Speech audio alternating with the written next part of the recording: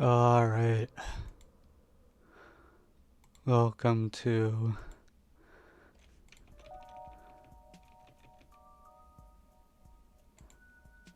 something. I don't know. Can I not tell I'm streaming? Discord should? Whatever. I'll figure it out later.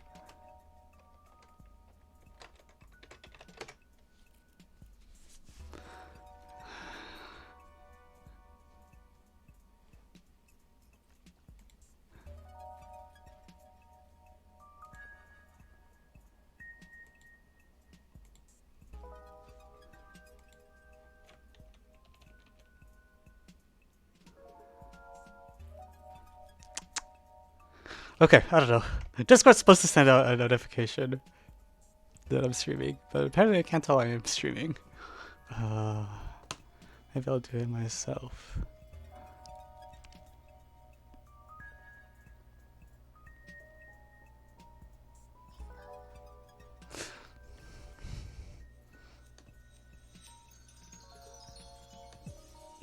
Oh, never mind. Now it's live. What? Okay. I don't know why it takes so long to figure that out.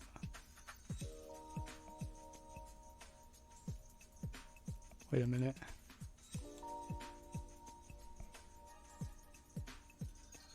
What the heck?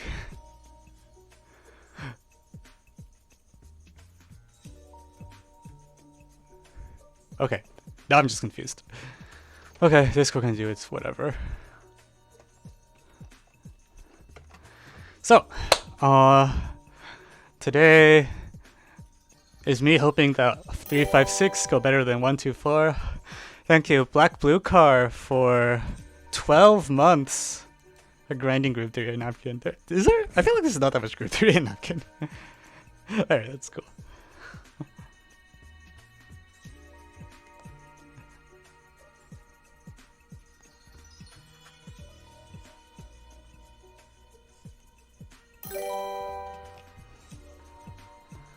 Alright. Thank you, Brian ZJK, for 14 months.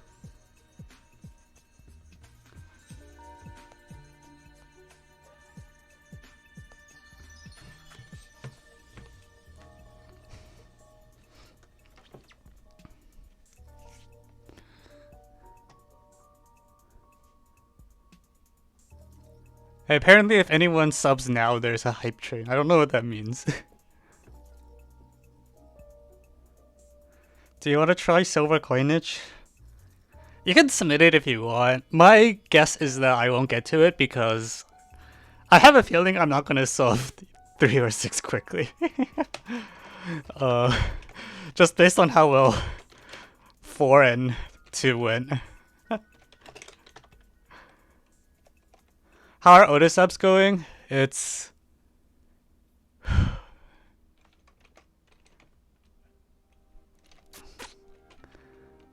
pain. I'll get through it eventually. The problem is that I also am really behind on Otis web development. If you're in the Discord server and you can see the GitHub log, you can see I've just been like pushing code commits like non-stop for the last week because I'm so far behind on the list of things that I'm supposed to have written this year. I think I'm like done with the web part, like the part for that the students see. But right now I can't even, there's not even a button called accept piece problem set yet. Like if anyone submits a unit, I'm not ready to process it yet. That's how behind I am. I guess I could use last year's system as like a stopgap.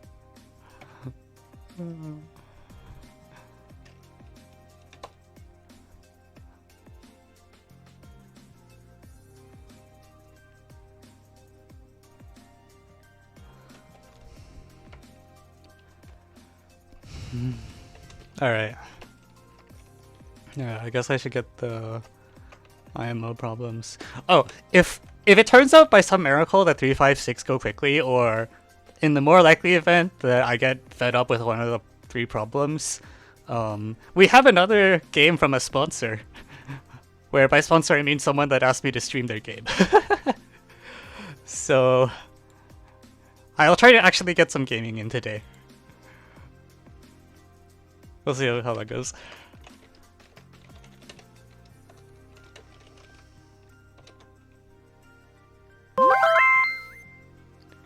Alright.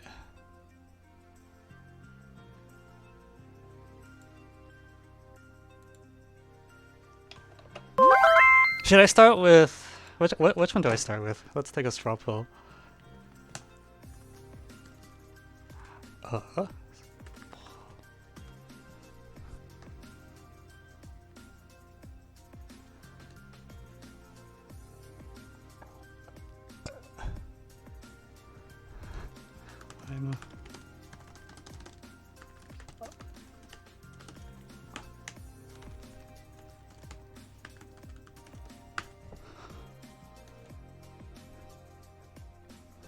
I am really late to problem request.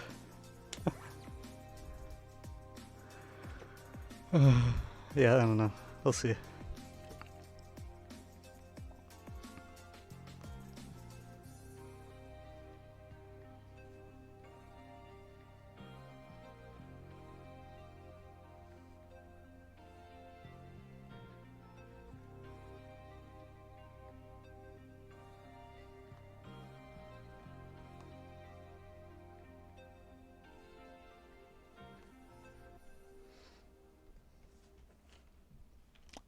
Oh, no one wants to do the geo.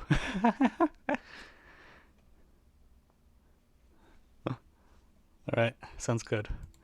That means I don't have to do geo either.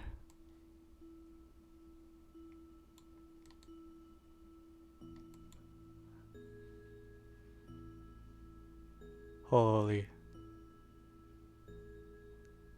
Oh, yeah.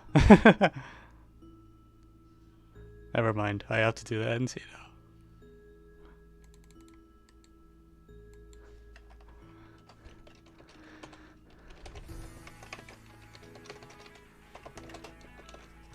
Okay, we'll do... Should I do the NT first? Or the combo first? Maybe I'll save the geo for a different stream. And not do like 3 IMO problems at once. Episode...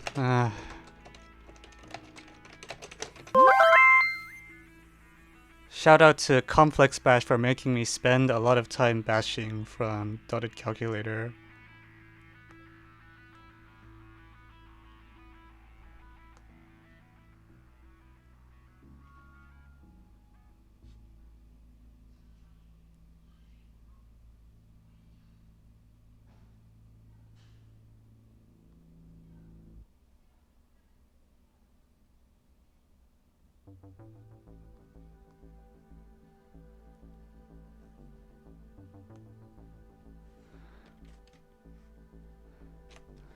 Alright.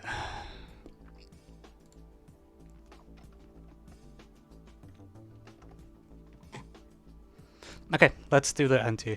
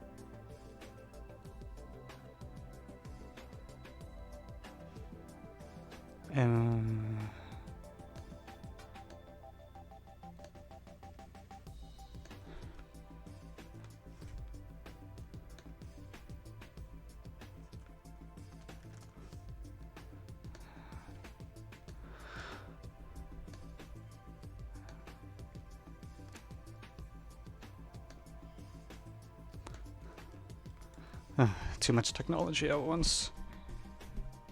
Can we do my geometry problem? If the IMO problem goes well. Honestly, I want to play video games though. I'm not even in the map. Okay.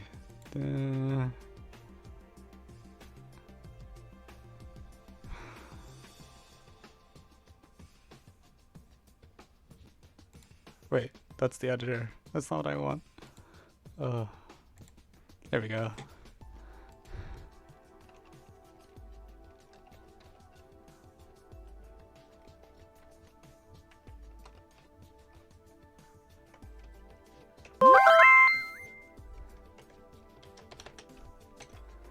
Okay.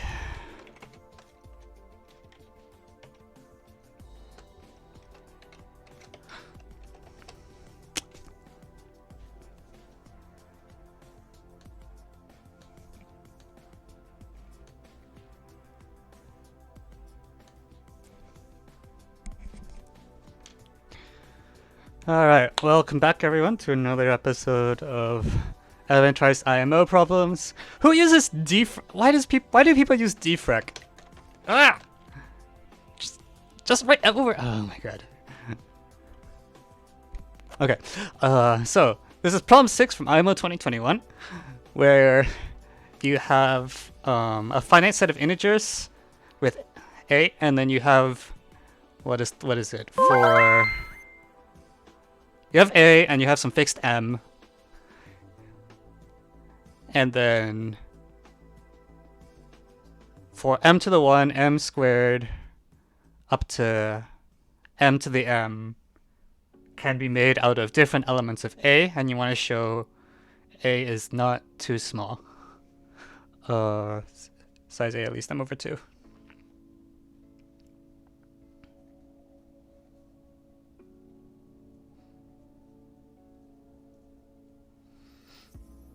Okay,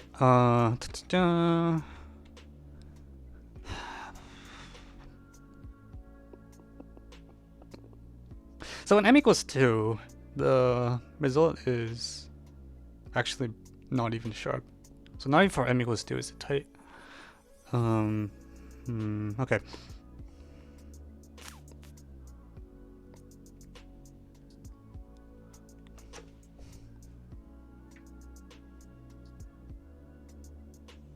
Actually, these numbers grow. So let me do m equals 10 just because that way base instincts from base 10 will carry over correctly. M equals 10.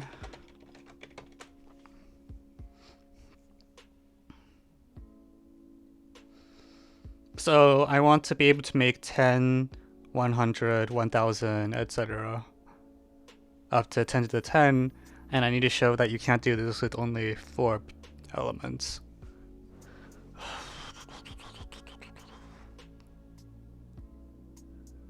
I guess that example is kind of weird because there's only 16 possible sums.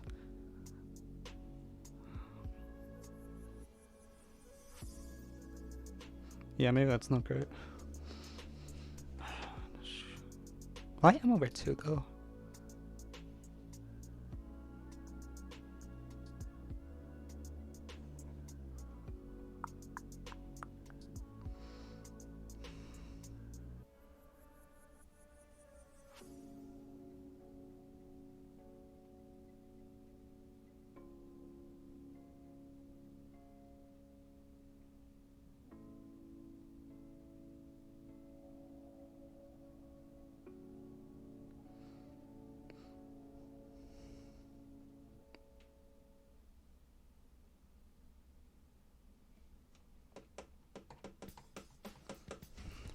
M to the 1, m squared, and m to the m.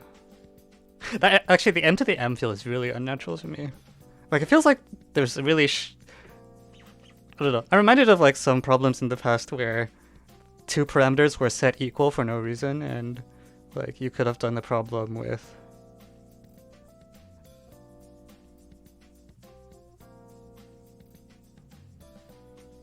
like, is it true if I replace like one of the m's with just a base? Like,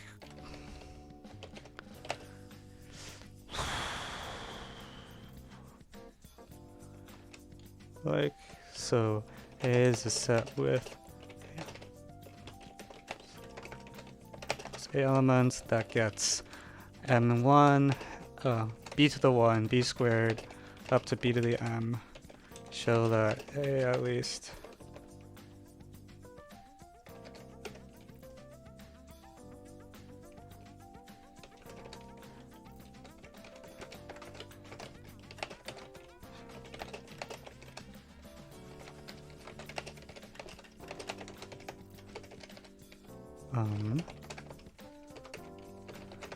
yeah, is something like this going to be true?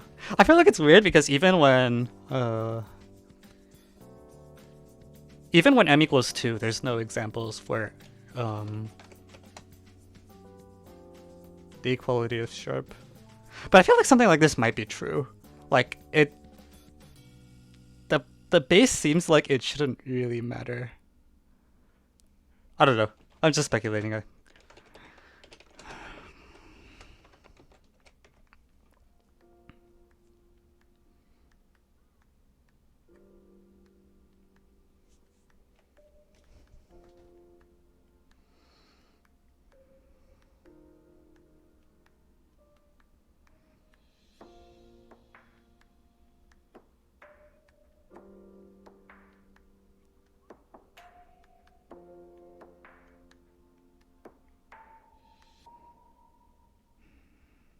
Why is it m over 2?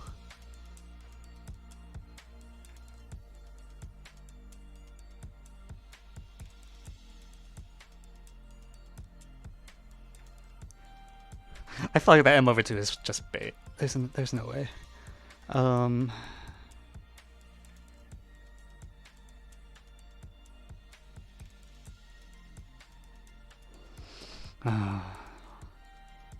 Alright, so I have nothing to latch off of.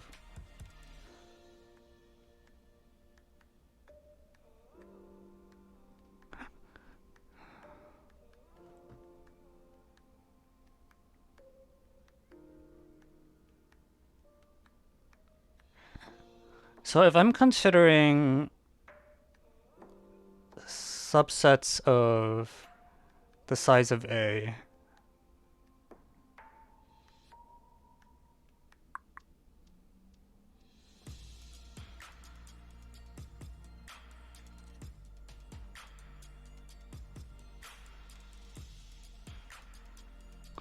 like, I feel like A might be a more natural quantity than M.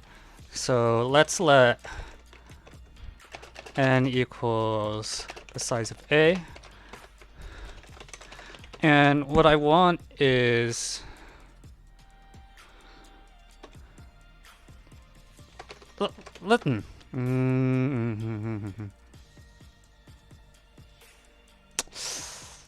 are the small cases? Let's try n equals like, consider a dummy case n equals a equals 5. So if I have 5 numbers, what I want to show is I can't get b to the first, b to the second, up to b to the 10. And what I'm allowed to do is I'm allowed to write down up to... Oh, 5's too big. Let's do 4. I can pick like some left-hand sides. So there's going to be like a b to the 1, a b squared, and then up to a b to the 8th. And does this integer condition matter?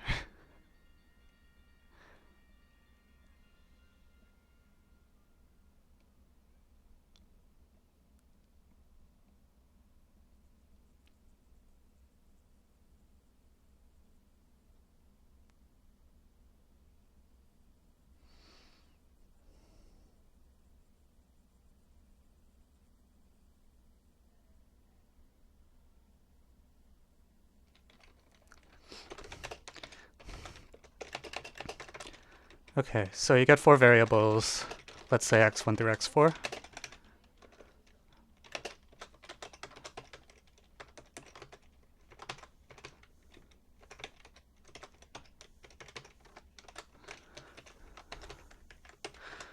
Because the other thing that's bugging me is I feel like other than the right-hand sides, I'm not really using the multiplication operation at all.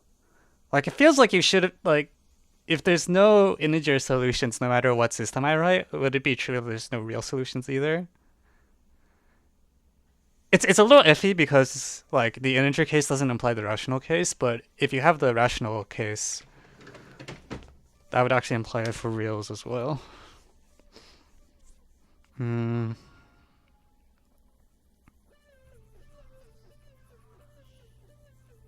And it's still bugging me that the base matters.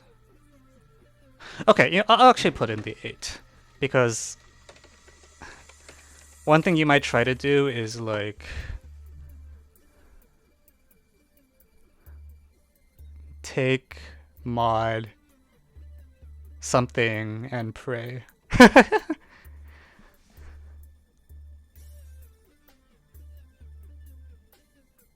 Yeah.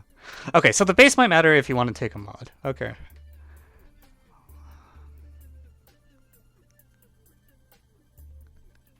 But I feel like this sucks. Like, this feels totally implausible because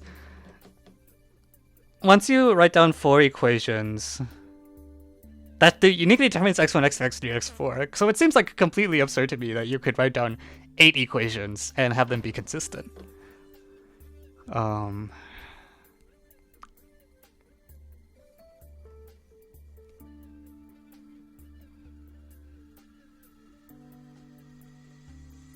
I didn't pray while trying it.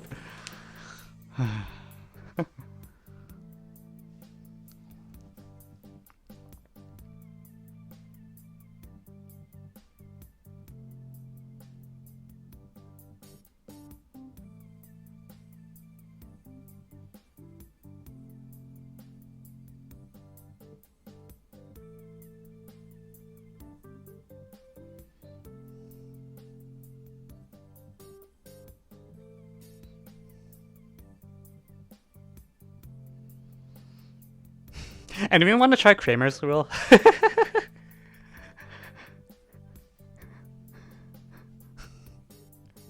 Because the left-hand sides are not that free. There's like a little bit of freedom, but this is not that much freedom. You can... Wait, hang on. I also screwed up.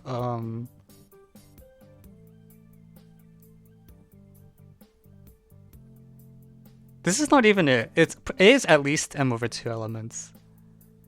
So what? You want to show that like if you had m equals 9, you couldn't get... Oh my god. This is so trippy.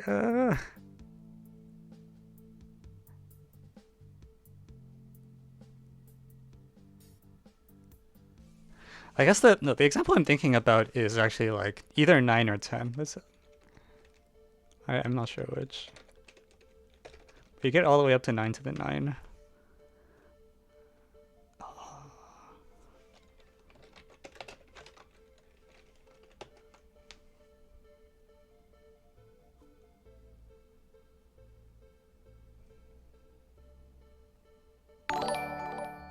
Thank you, Dan Burton, for the follow.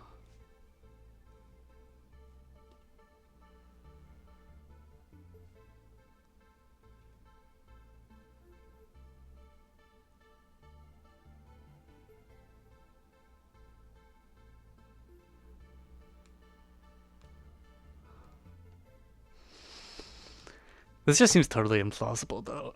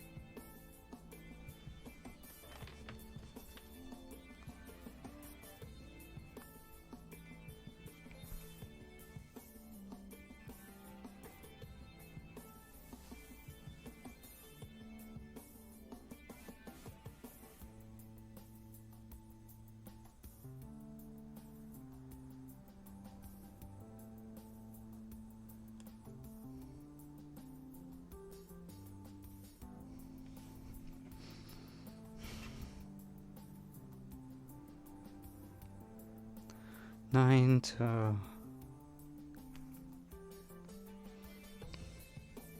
I guess maybe I should actually try some...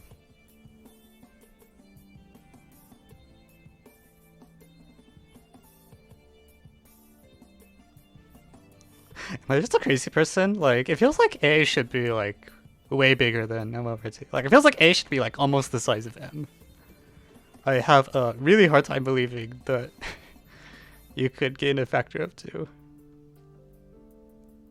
10, 9, 9...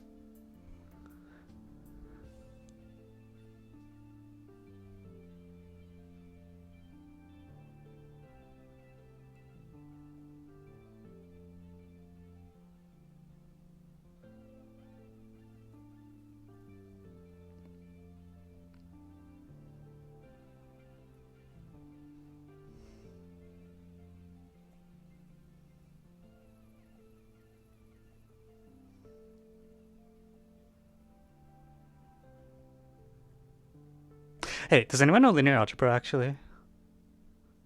Because here's the thought I had. So what we have on the left hand side is like you have some set of equations. Okay, I'm gonna pick something smaller. Even the 4 case is huge. 3. Like basically when I'm looking at this, I'm going like, there's no way in heck. And the reason is that every 3 linear equations could determine a unique system, right? But technically, they don't have to. Like sometimes you can have systems of equations that are like redundant in some way. But anyways, let me just write some random made-up stuff on the left that won't solve to anything. X1 plus x3. But what I'm thinking is like your left-hand sides are... Okay, I just made something up. This is like completely not consistent.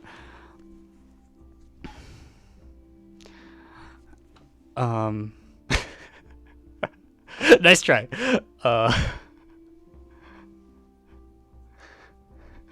That's a good idea. I might add that later.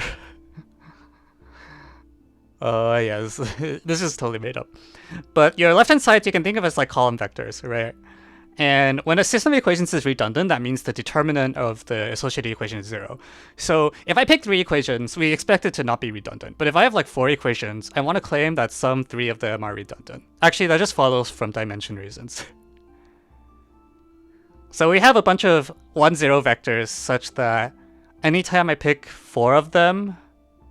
Well, actually, we just have a bunch of 1, 0 vectors. Yeah, we have a bunch of 1, 0 vectors. Okay. And if I pick 4 1, 0 vectors, so if I pick 4 equations,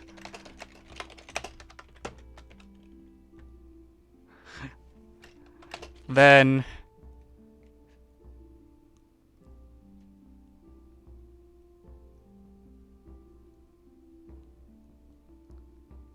there's a linear relation between them, I guess.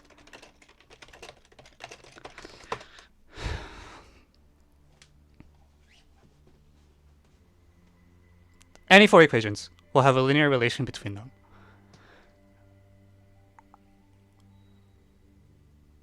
Okay, but what does that linear equation look like? There's no way the coefficients are way too big on the right hand side, right? Like you'll God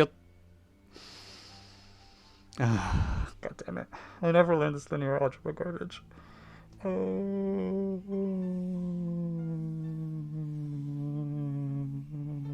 Okay, if you have like a matrix, if you have a 3x3 matrix with a linear dependence between them, how do you compute the linear dependence?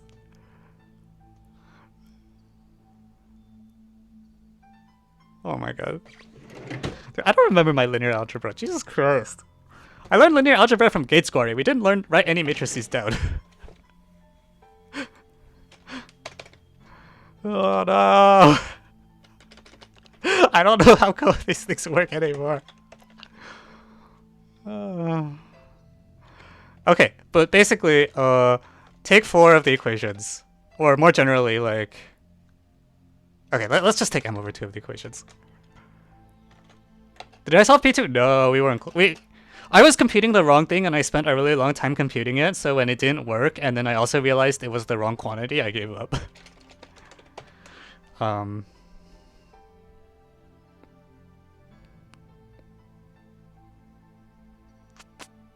I think IMO 2 is the kind of problem where there's a lot of things that look promising and only one of them works. That's the issue. Like when you look at the solution itself, it's not that magical. Like the solution is like, yeah, that's just like a reasonable solution. The problem is that for that problem in particular, I think it was especially the case that when you're sitting down taking the contest, there's like 10 different things that you could try. And I don't know if there's any reason to believe that that particular one, it will work better than the others. Yeah. I don't know.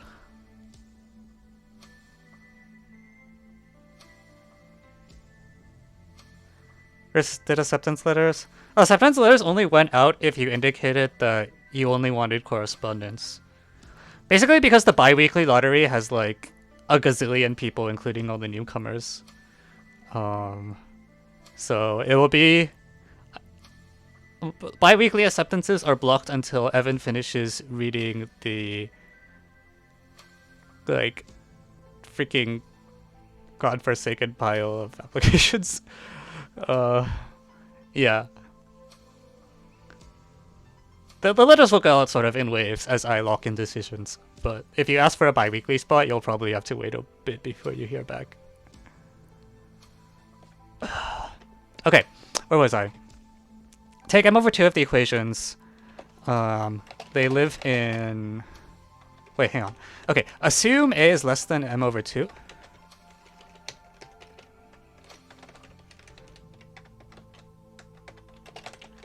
Take any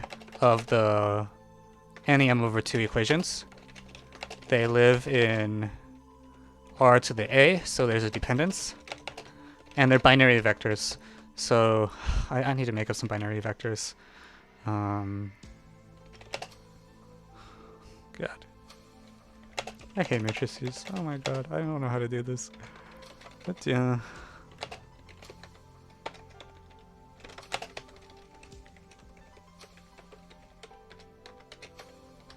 Right. Oh, they live in like... So 3 of them, so some... Hang on, how does this work? There's just some dependence. We don't know exactly what the dependence is. But there's like some dependence over the real numbers.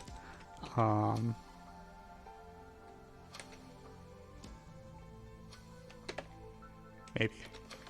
So let's take this as an example. I think this is probably the simplest one.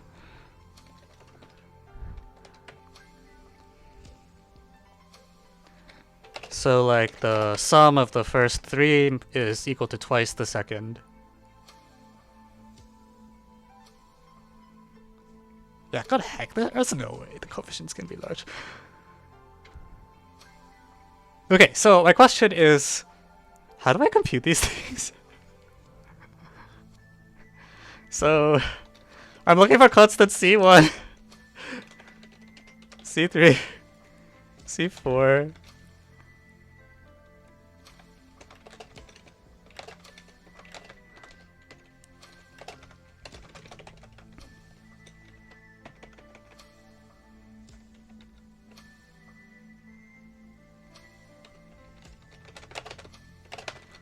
Alright, all constants such that C1, C2, C3, C4 at, yeah, so, I mean, I can do this by eye, but what I need to know is, how do you solve a system of equations like this. There's gotta be some crappy determinant thing you can do, right? Thank you, KQJ, for the follow.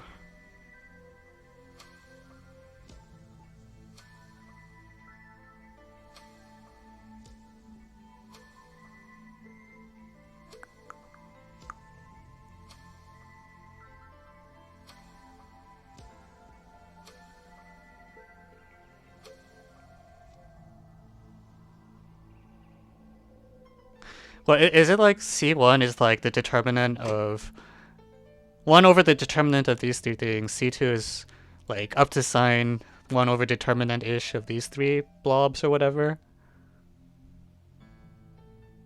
Is that how these things work? Oh my god. What does Kramer's rule say?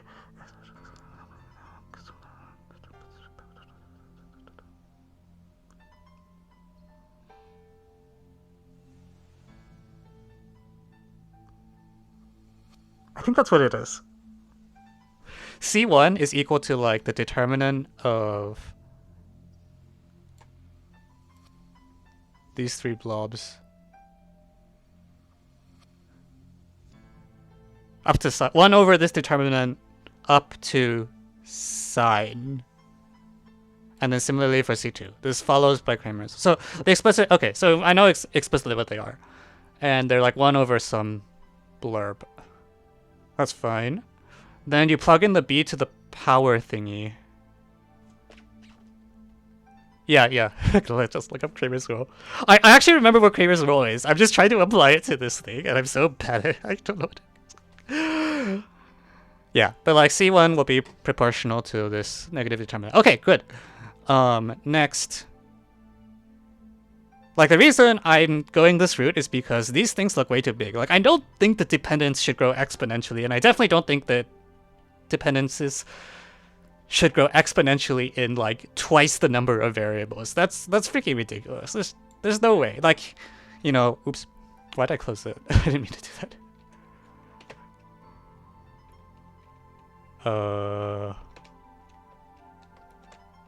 Okay. Like, it would be like, you know, if I have three variable things like this, you don't expect, like, coefficients of, like, what, 7 to the 7 is, like, about 1 million? Like, no, the coefficient's gonna be, like, on the order of, like, 2. It's not even close. Ah! No!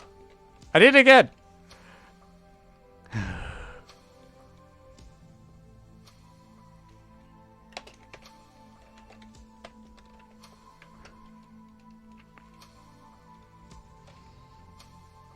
Okay, so now, question. Given an m over 2 by m over 2 binary matrix, how big can the determinant be?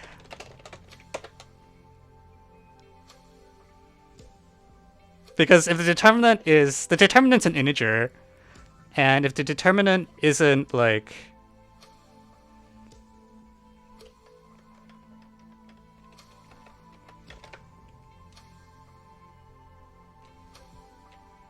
yeah, unless the determinant is like way too big, then no, that's just no way, right? There's absolutely no way.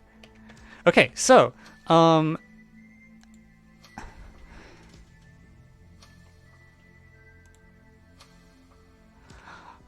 this is familiar. This is right. I actually remember this because it showed up on a math prize for girls Olympiad a few years ago. This is called Hadamard's maximal determinant problem, where you are asked to find how big can a 0,1 determinant be, and the answer is not that big.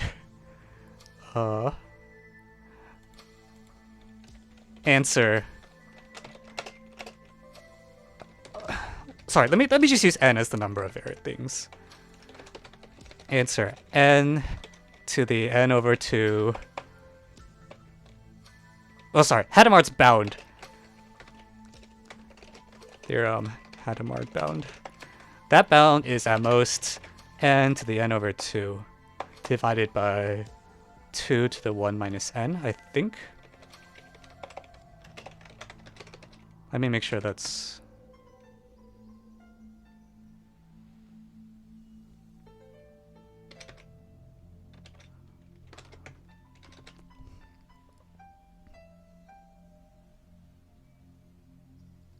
Right, and so here we have like m equals n over 2. So you take, like, literally just take the first 4 equations and then, like, write a dependence. And the biggest thing... Oh, crap. No, you can't use 7 to the 4. So I need, like... What? I want this guy, this thing, and this thingy. And this thing is bigger than all the other stuff by a factor of 7 to the 4th, or more generally. Okay, so here we are. I think we're fine. So I was right. Integers didn't even matter. Alright, so... n to the m... What we need is m to the m over the maximal possible determinant, which is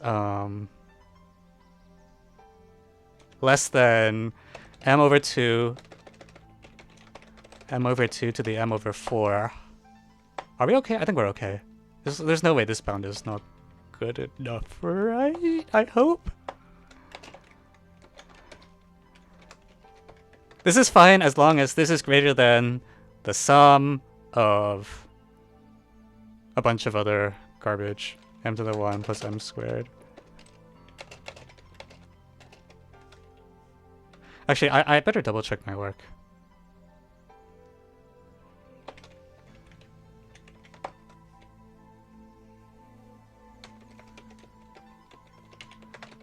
Hang on, something's off. What if the determinants are 0? There's no...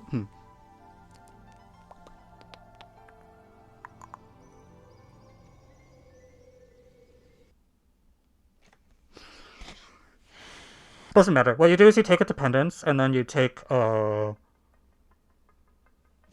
Okay, we're fine.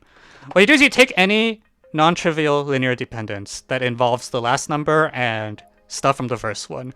If it doesn't use all the variables, that's okay. You drop the equations that aren't used. So in this example, if there was a dependence with just 3 equations, that's fine. You just take 3 equations and then set one of the coefficients to 0, and then you ignore one of the entries. You ignore one of the entries. So if I use Hadamard's bound, then it suffices to prove that some random inequality is true for all. So we need to show m to the m over some determinant that's not that big when n is less than m over 2.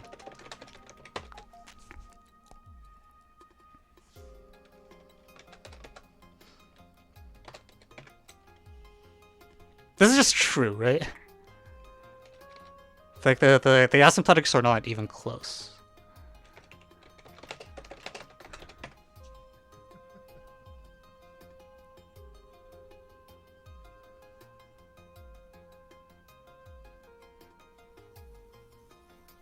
So I think we even like just dropped the 2. Suffices to prove m to the m times is greater than n to the n times m to the n.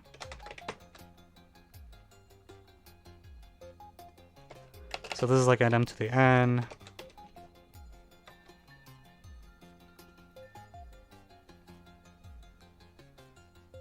Okay, so if I put n equals m of halves on the exponent, I want m squared greater than nm, which is obvious.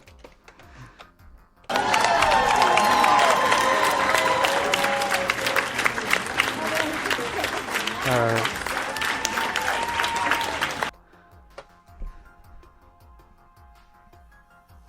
I think this took me less time than problem 4. I'm not sure how to feel about that. And now you know why I tell everyone that they should do problems in reverse order. That's not actually what I say.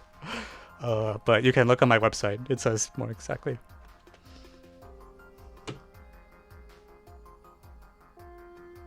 Are you sure this is correct? Did I screw up?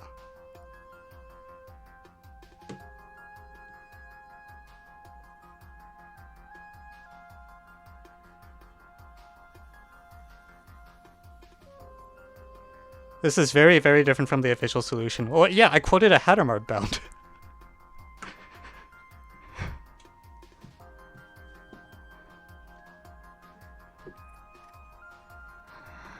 I don't know. Is there a mistake somewhere here?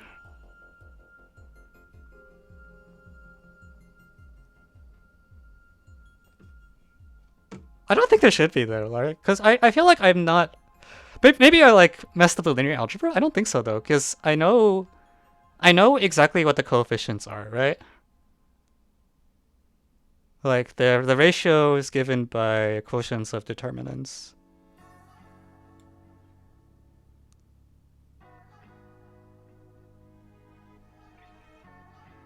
Well, I didn't prove the claim either. Like I ended up using the fact that the numbers grew pretty quickly. So I'd rather label this as a possible conjecture that I still know.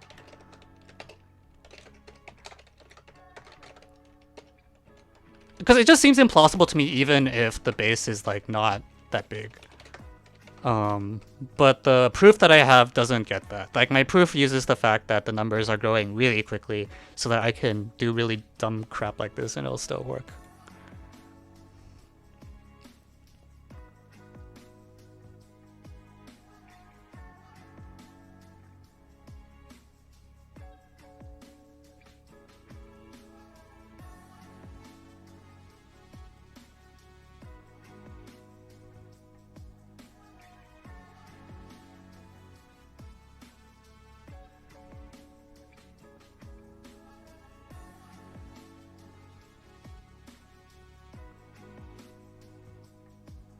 I don't know. Is there a mistake? Because I feel like I didn't do it. I didn't pull a trick. Well, I pulled a trick in the sense that I recognized something from before.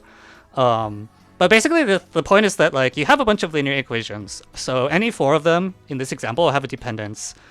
But the dependence is like way too far off. Right, because if I use the first three and then the very last one, like the order of magnitudes. So the way this comes from is like, what you do is you take four equations like this, right? And then the constants, the CIs are given explicitly by like some formula. It's like, by Cramer's rule, CI is like plus or minus 1 divided by the determinant of some matrix. And the dimensions of that matrix are at most. So, take a minimal dependence, say something like this, where CI is like plus minus 1 over determinant something. And basically, like, here, let me make this thing match this thing, okay? I'll make it match so that this is more concrete.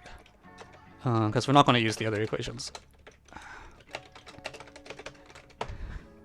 Like, for example, basically what you do is you first think about just the left-hand side. So you have something like this, and you're like, okay, I have four equations and three variables, so there's a linear dependence between them.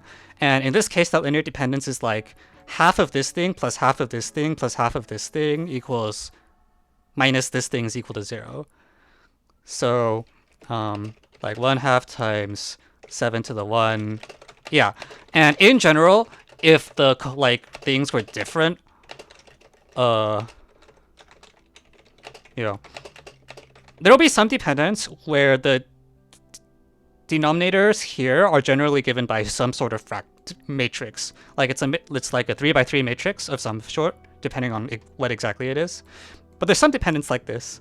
But you look at this and you're like, there's no way this is possibly going to work out, because just look at the order of magnitudes, right? Like even if you have an n by n matrix, the maximum determinant of that matrix doesn't grow that fast. In fact, you could. I think you might have been able to solve it if you used the bound like determinant at most like factorial. That might honestly have been enough.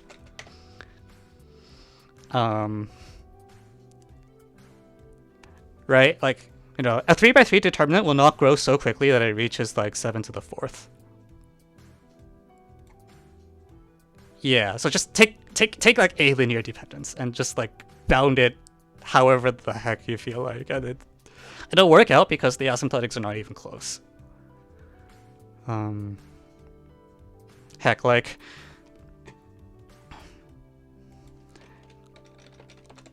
if dn is like n factorial is less than n to the n, is that good enough?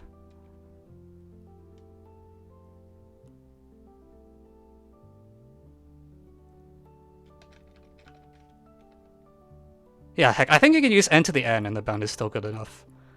Um, actually, that's what yeah. So I'm not even going to quote this. I'm just going to say a remark. Hadamard bound is this, but even using d to the d over n is like d sub n is less than n to the n, then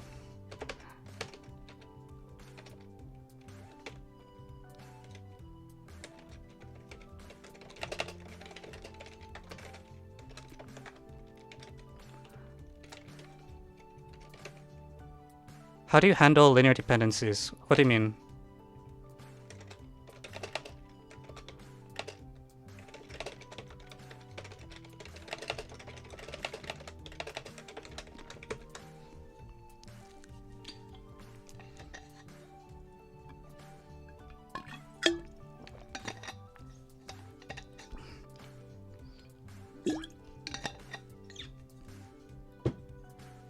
Oh, what if the reciprocal to make it 0? So if the reciprocals are if any of the reciprocals are 0, then that means there's a smaller dependence. So this is where the minimal comes in. Like I'm going to take a minimal set of vectors that has linear dependence, and sometimes that you might end up with like significantly fewer variables than you have entries. Like the dimension is smaller. And that's okay, because if that happens, you just like ignore some of the entries.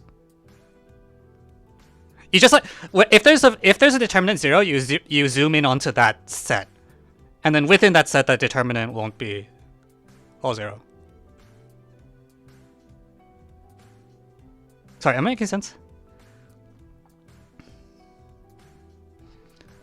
But like, if you need a bunch of small ones and one big one.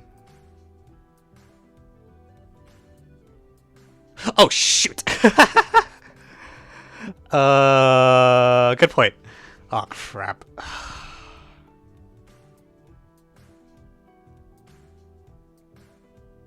Sorry, you're right. So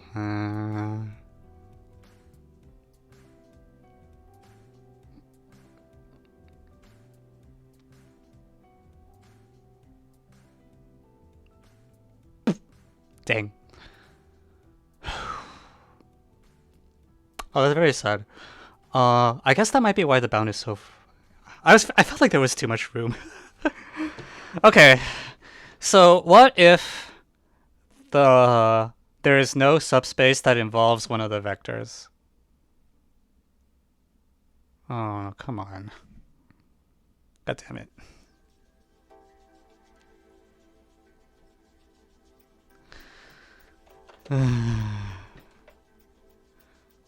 I thought today might go well.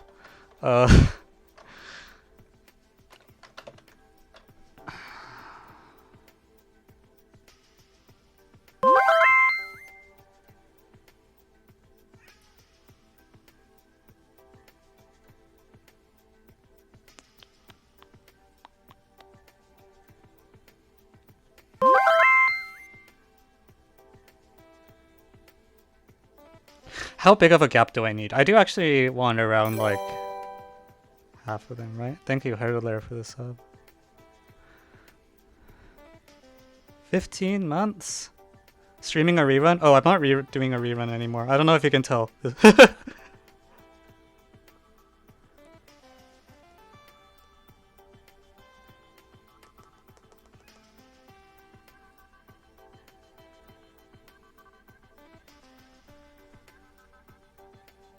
Just pretend you didn't fix off.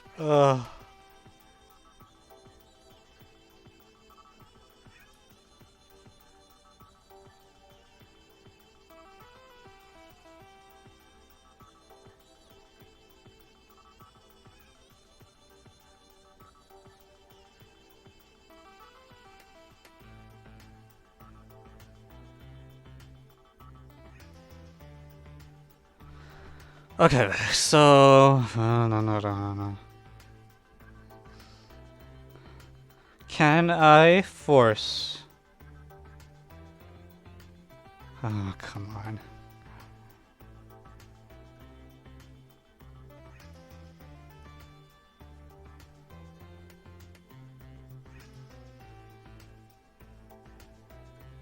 What's like the worst case scenario for me? Like if it's like a flag? I don't know how linear algebra works. I know that for any four equations I have a dependence. I know that the dependence is not... Oh, crap. What I want is for the last vector to be in the span of some not too large vectors. Like, say, the first three.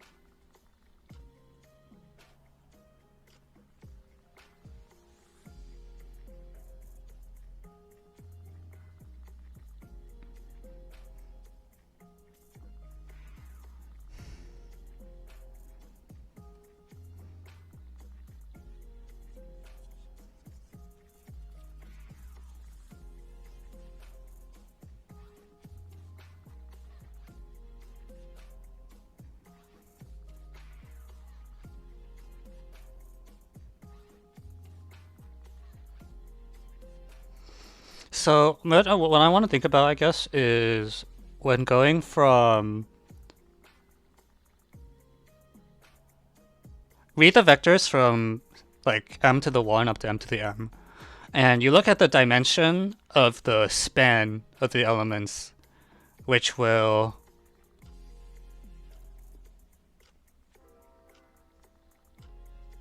Oh no, that sucks.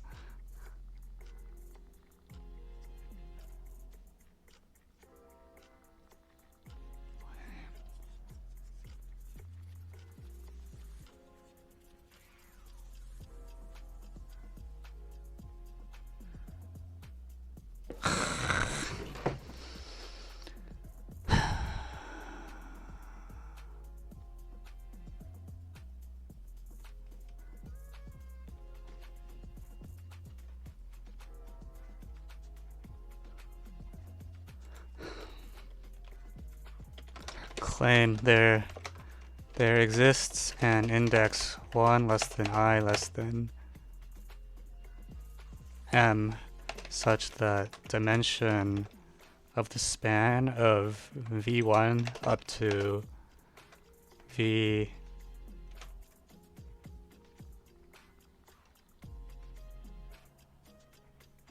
I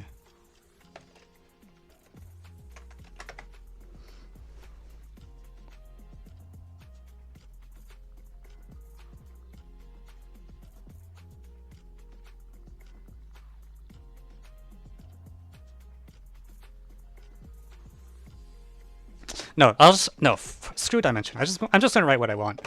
Vi plus 1 is in the span of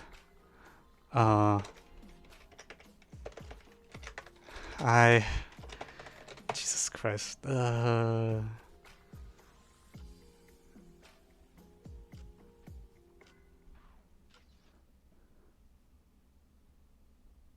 Is this claim true?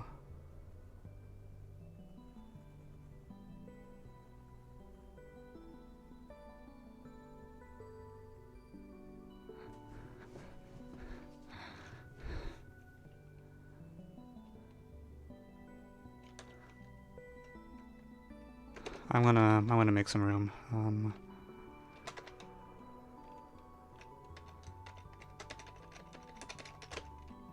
I'll comment this out. So again, I feel like n is actually the thing we care about. We don't really care about m that much.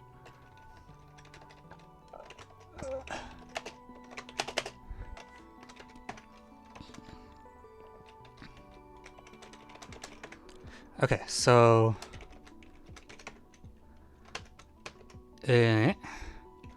suppose we have vectors in R to the n, m vectors in R to the n, where n is less than m halves. Vi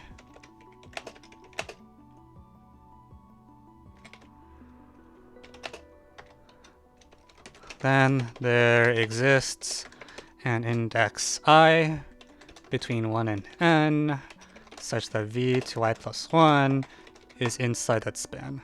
I hope. Maybe. Unclear.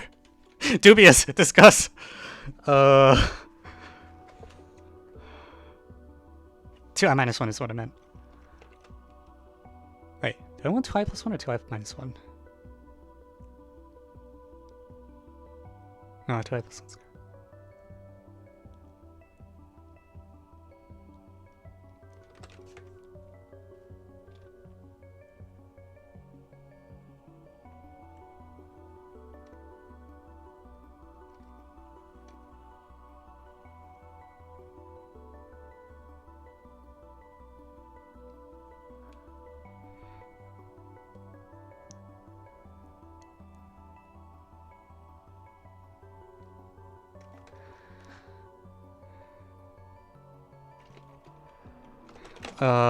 Dubious.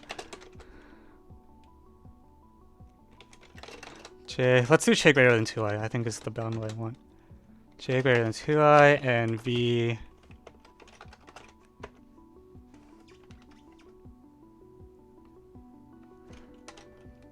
Okay, if I have this, then I can do the trick that I did with CIs. Okay. Inner peace.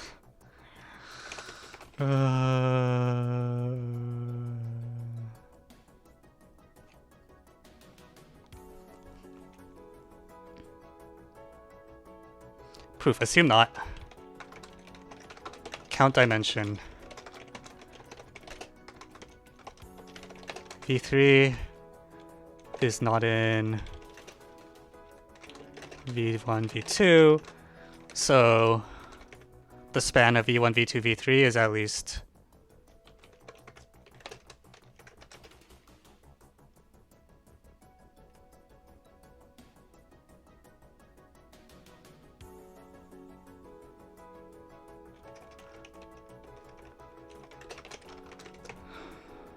so it's 3-dimensional, at least 4-dimensional.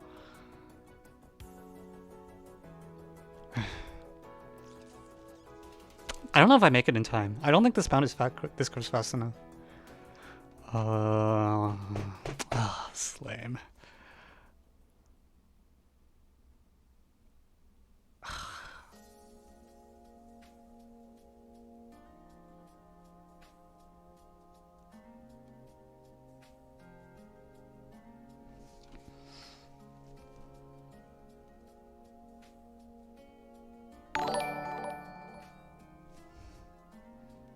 Thank you, Solitude Bliss, for the follow.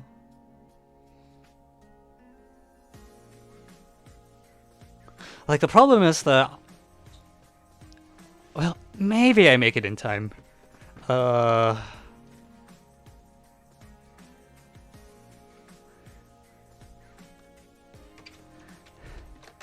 So, dim... This is at least 2.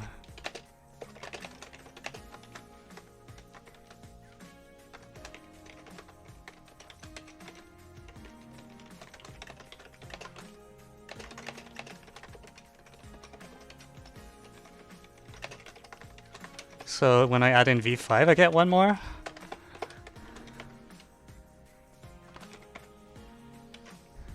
There were some people. People are gonna be people, you know? Not much you can do about it.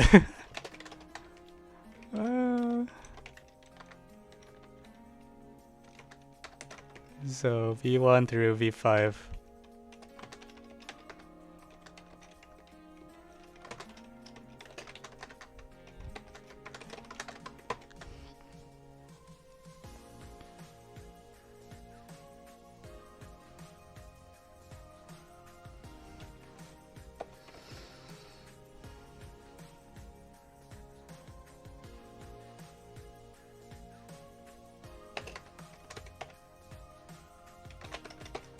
Okay, wait, I might actually barely make it. Hang on.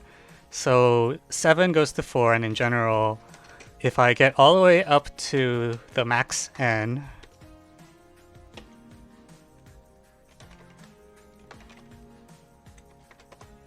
Does it work? General about n plus 1 over 2.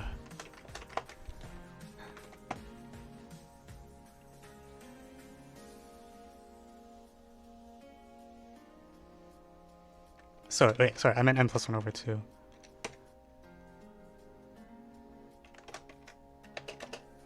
It almost works. Oh yeah. If m is even, am I okay? Should be okay, right? M minus possibly... Okay, we're fine. We're fine.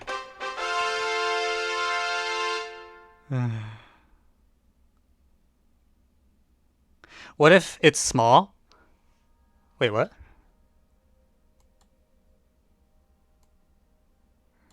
Oh, did I screw up again? I screwed up, didn't I? V1, V2, V3, V4.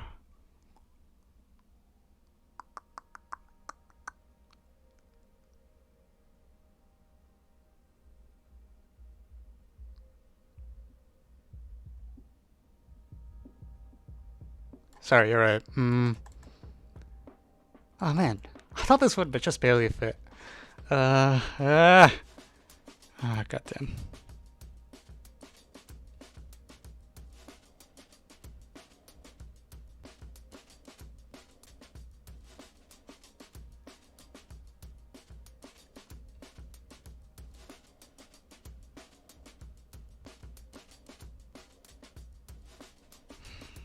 Crap, I need to fix the statement.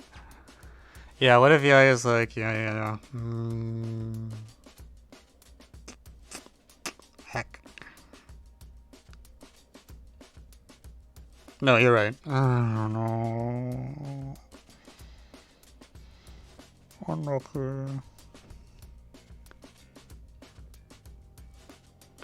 So I can either try to improve this combinatorics part, or I can try to use the big hammer, where I kind of want to not use the big hammer though.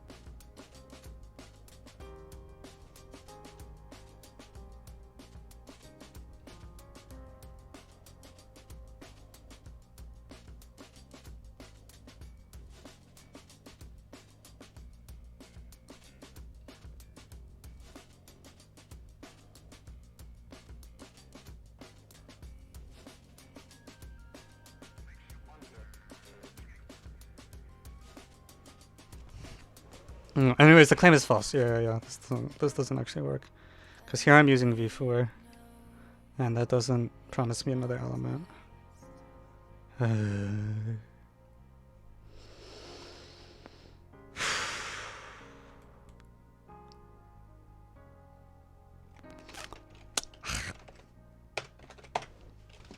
Okay, what do I want? Like, there's so many equations. Can I not get one with the right size dependence?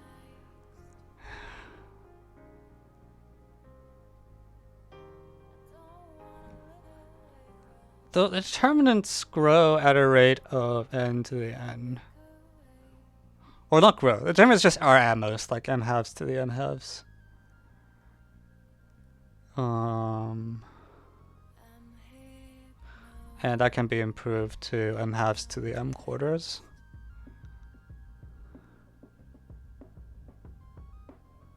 If you're willing to quote a big nuke.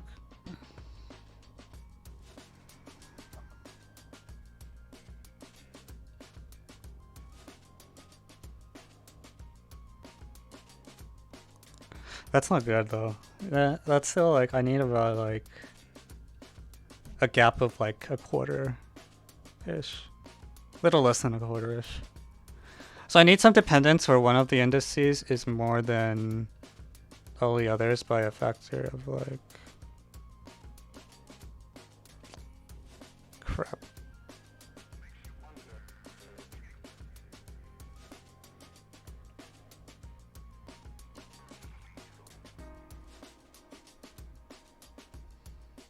This is so lame.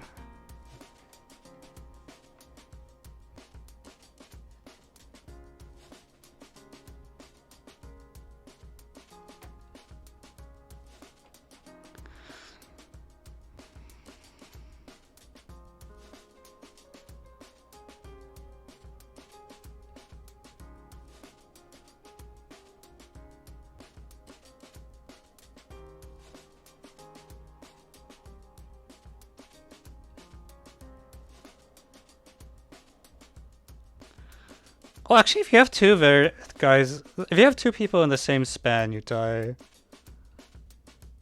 So no, it's even true that no vector is a coincides with a different vector.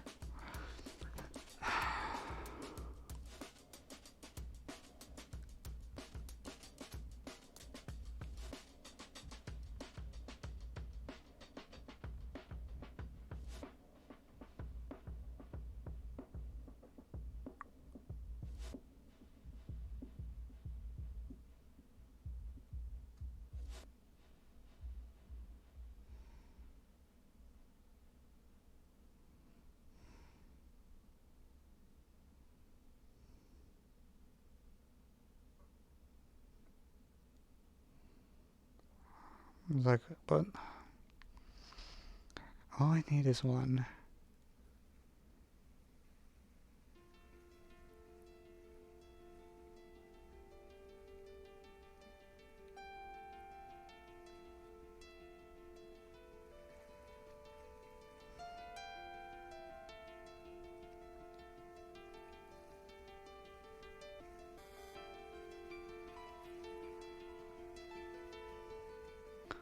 Oh, this is incredibly lame.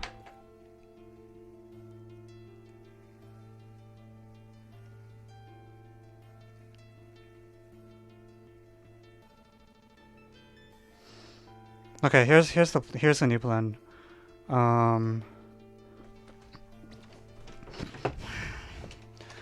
Look at... That doesn't work anyways. Okay, forget this. Oh no.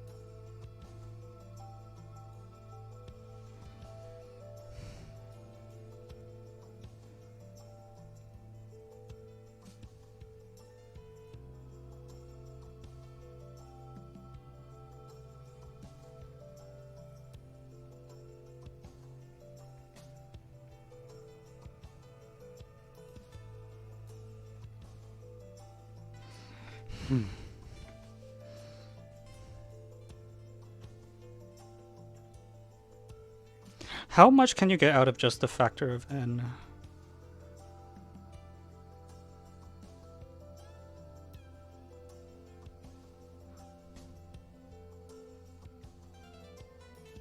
So if I have a dependence with just three things,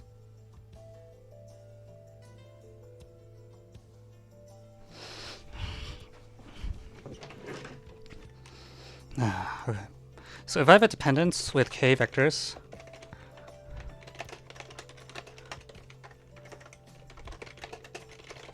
the maximum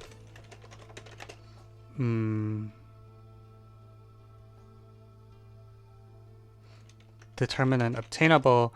Let's just use the dumb bound. Is k to the k halves.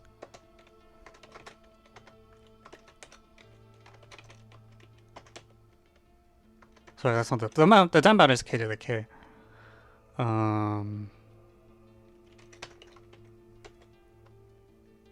Whatever. I'll deal with it later. And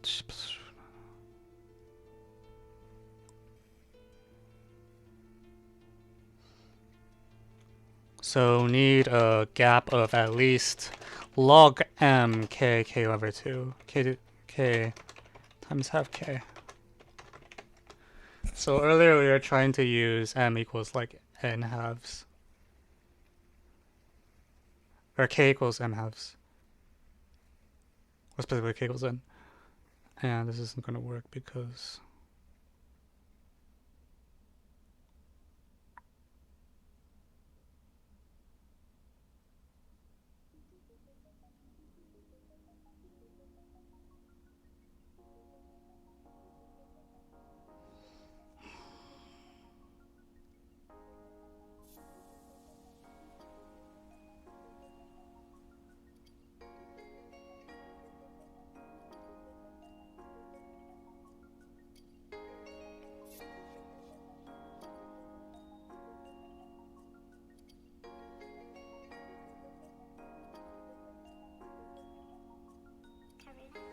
maybe I can actually try to use number theory too. So if I do a crappy v argument, so I'm getting desperate. C, let's suppose you have a dependence of the form ci1.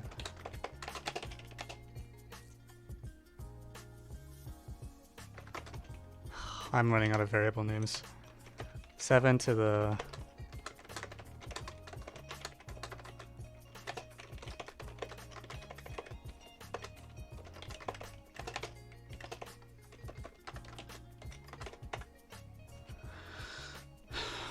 do we expect anything to break? Oh, this was, do I expect anything to blow up for these 7 reasons? Let me write m. For let p be a prime dividing m.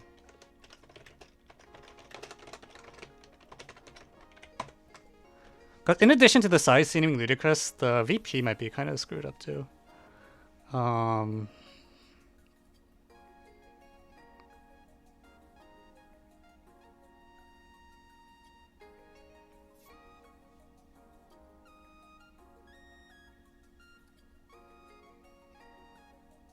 No, I don't think this does anything. All you get is the...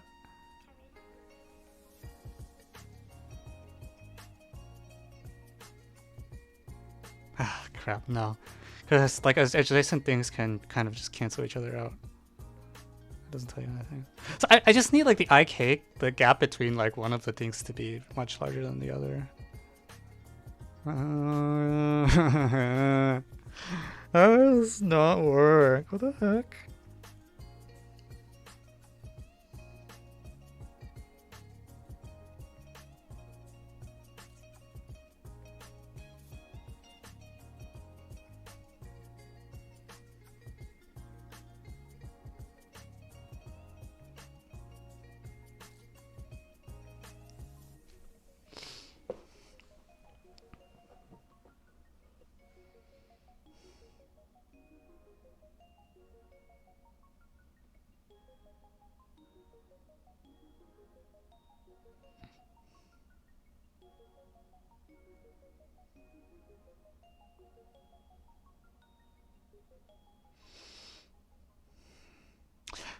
Should work though. What if I look at the set of vectors of smallest size that has a dependence? Actually, smaller size is better. And then among all such things,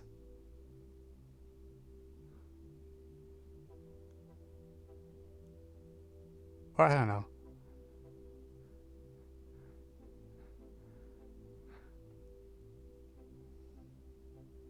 Maximal linear independence set? Is that what I want?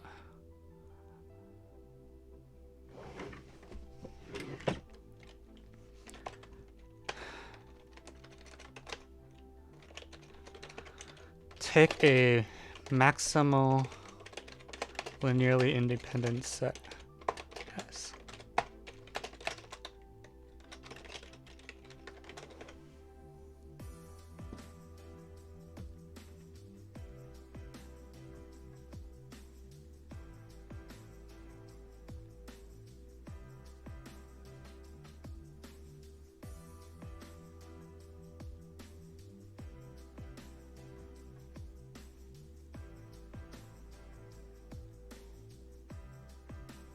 So if you have a maximal linear independence set, then anytime you add a vector, there's a dependence, which means you can remove a vector and it'll stay linearly independent. And so in this way, I want to try to get rid of all the big large indices. Can I do that?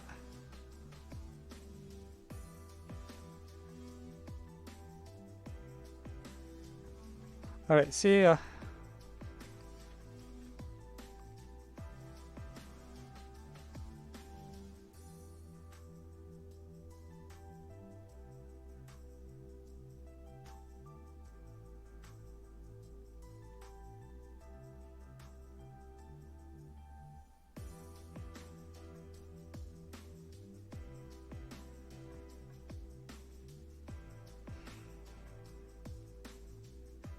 I'm gonna take the biggest linearly independent set.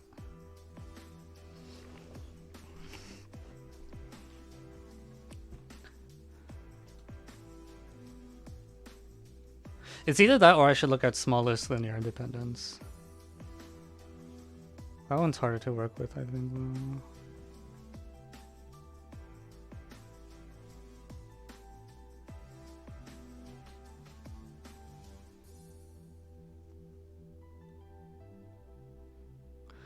There's not that much dimension. So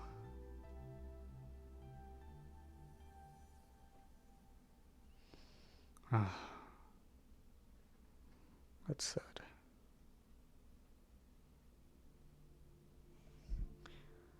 I shouldn't have two consecutive vectors that are multiples of each other.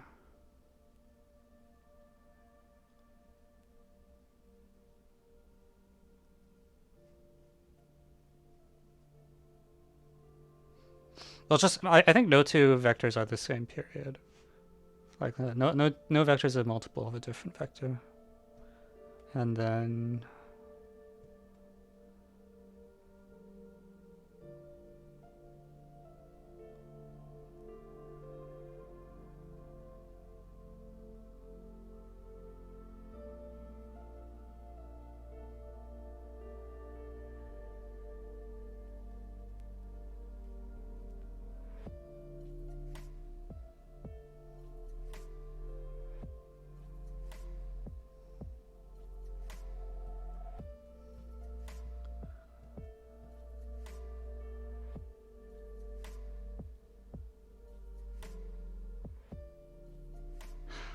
God.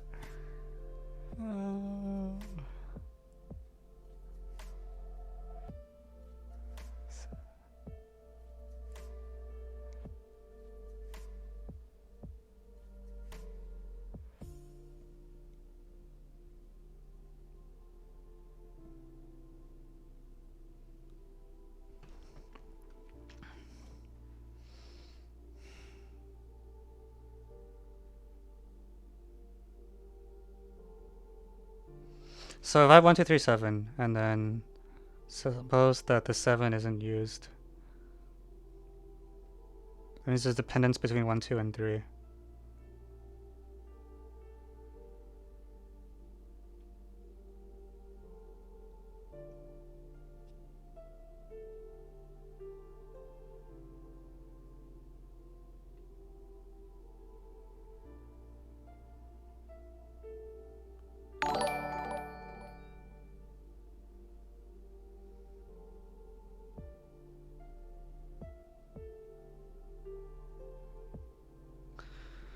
Yeah. Thank you, action this for the follow.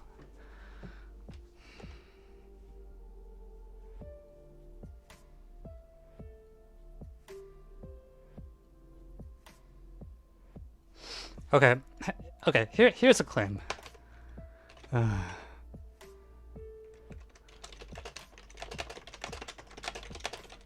Such that v1 up to vi intersects vi plus 1. No, sorry.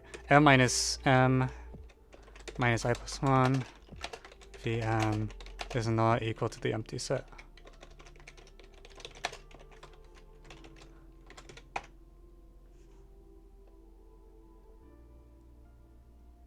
Or not empty set, it's not equal to the null, the set containing just 0. Ifs because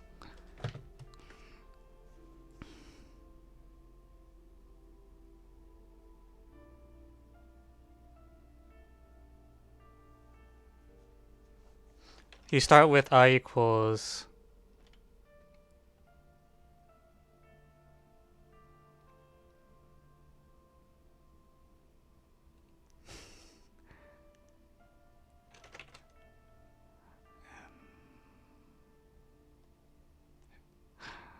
wait, it's m minus shoot. This is not the right number of things.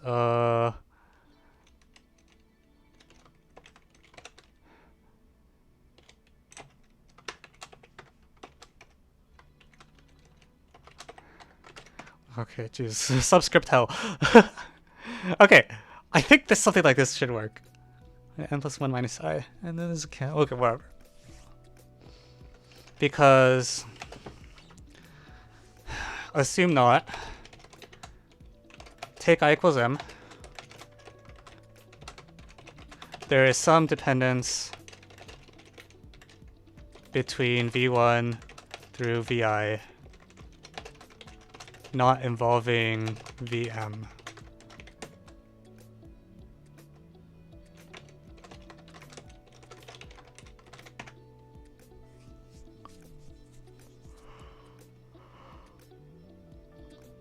Or something? I don't know. Jesus Christ.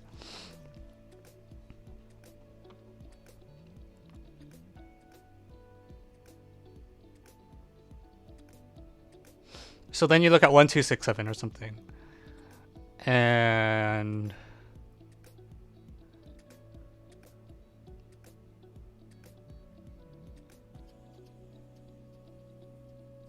this is probably false, isn't it?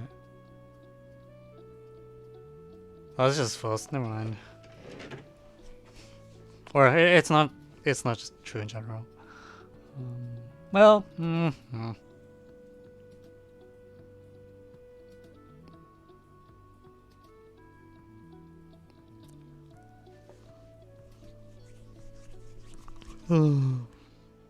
sad.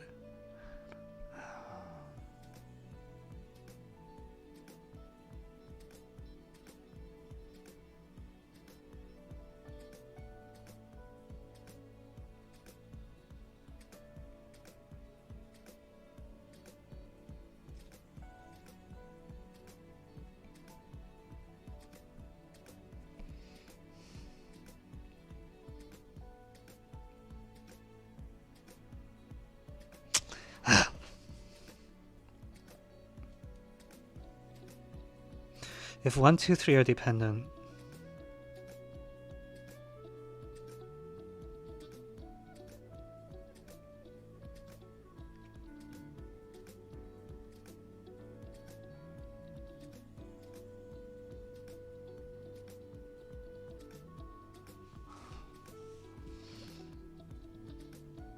if 1, 2, 3 are dependent, that's telling me that that part is less big.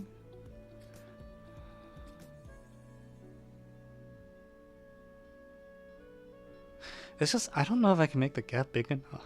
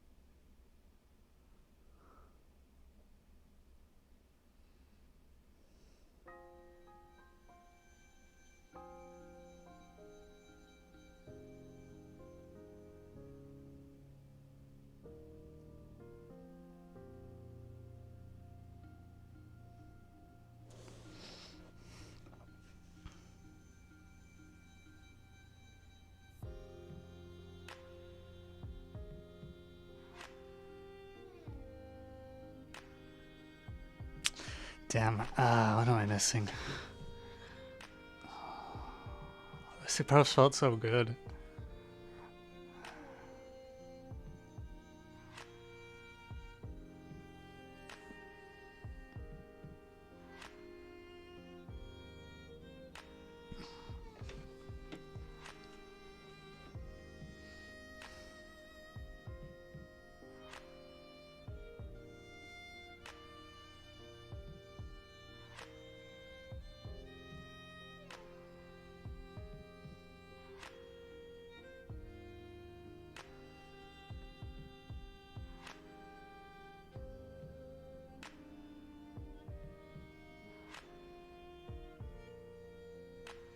Let's just try the next problem.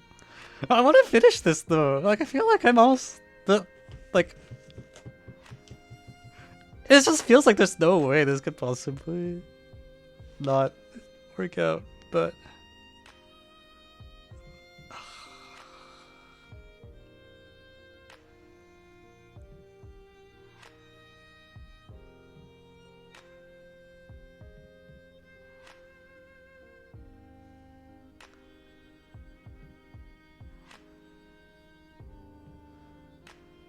What am I not seeing? You have like these vectors. There's lots of dependencies.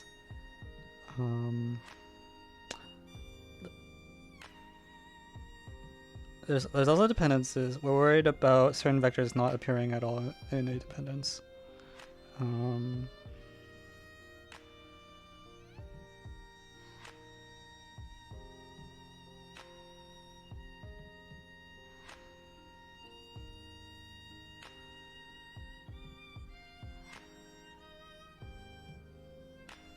Maybe this thing isn't wrong actually. So if we went through VM,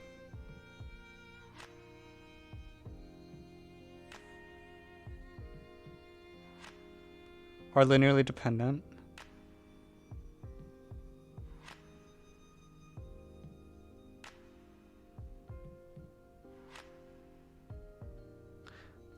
If you went through VM, have a dependence.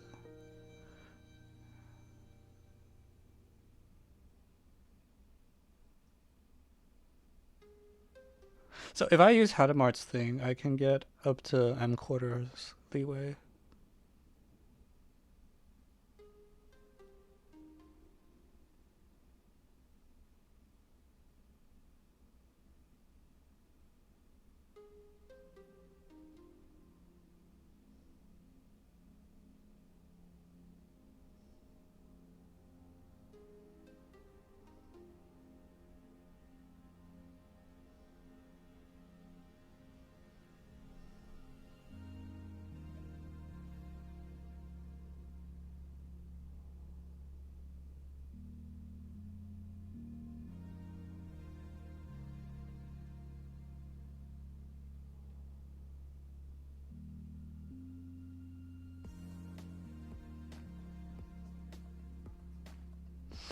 That sucks.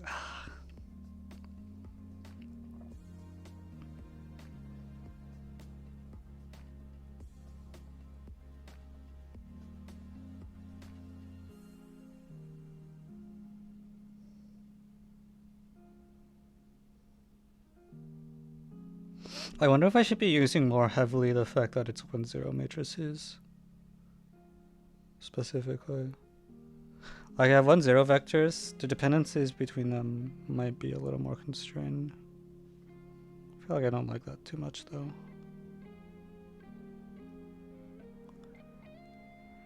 Damn.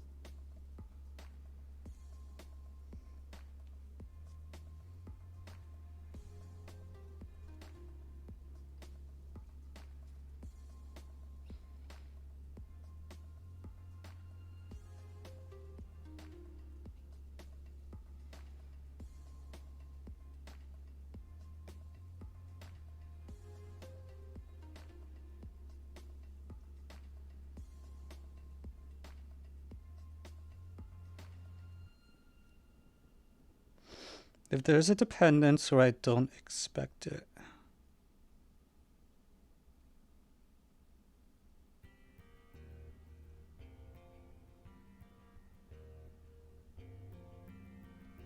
Oh my god, intuitively, if there's a dependence, that's not actually that bad for me.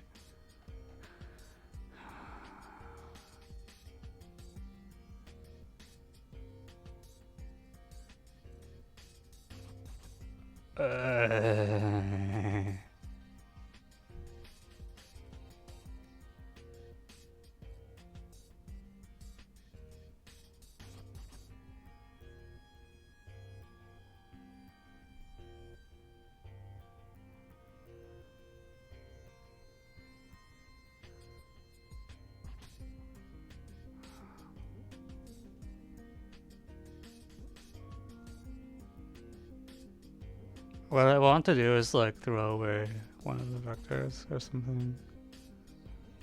I don't know if that's...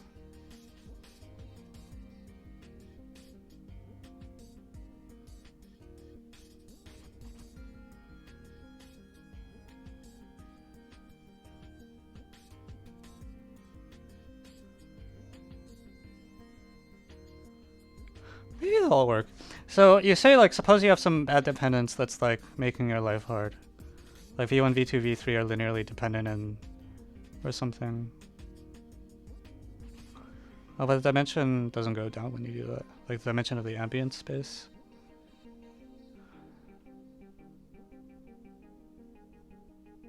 Because what I want to do is like, okay, so v1, v2, v3 have some dependence, that's fine. And then v2, v3, v4 you compare with v7. And maybe you're unlucky and they have a dependence too. I feel like at some point, if E1 is in the span, then the dimension is not increasing as I do that. So,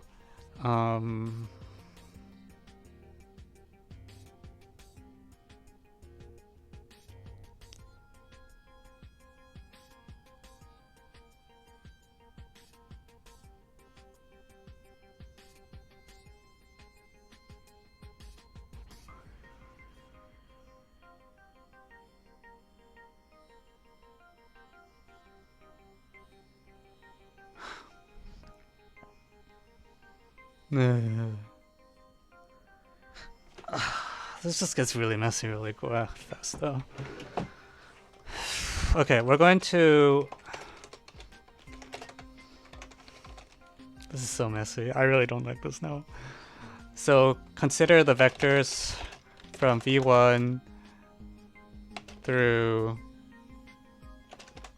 They're m vectors always. We're going to consider the ones up to like about 3/4 of them. If VM is in their span, then all good.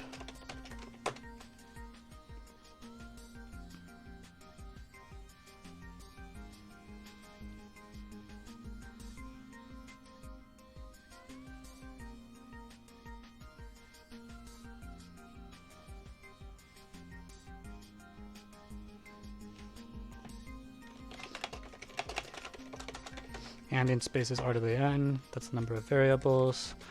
So otherwise, actually, I feel like even this should even apply to the original. Like if the equations are that interdependent,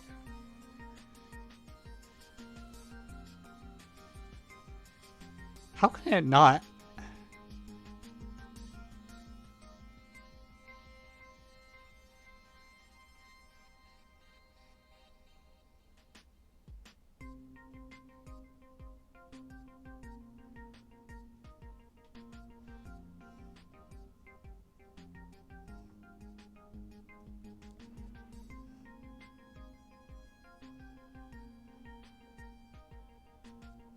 VM is in their span.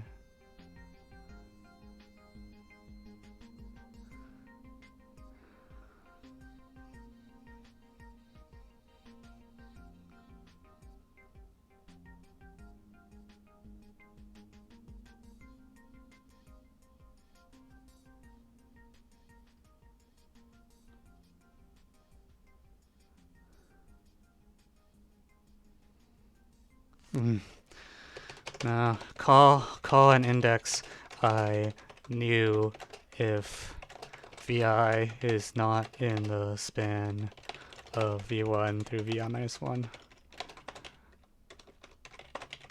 So what are new old patterns?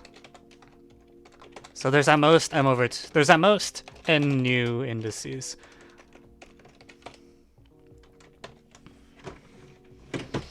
So what patterns are good for me and what patterns are bad for me?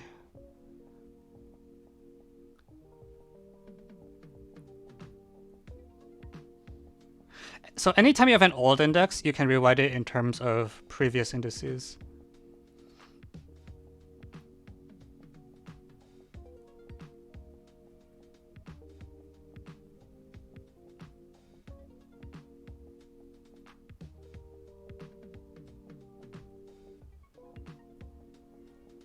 What do I want? I want an old index that is larger.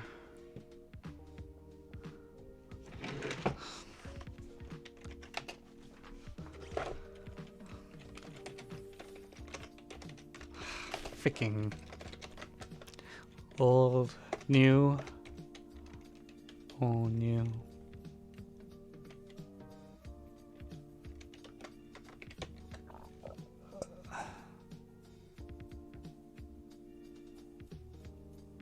Well, I guess it's the archetype. So actually this doesn't quite work anyways, because your 2 is never an old index. Thank you, Baby Spice, for the follow.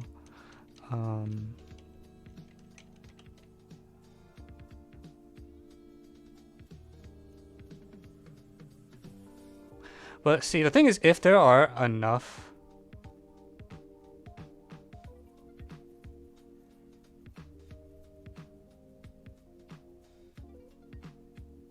new in the... So if V7 is new,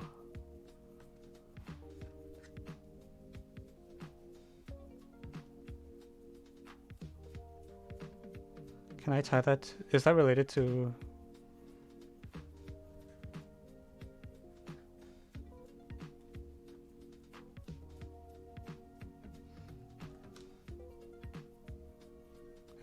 Every time you have... You start with a lint relation.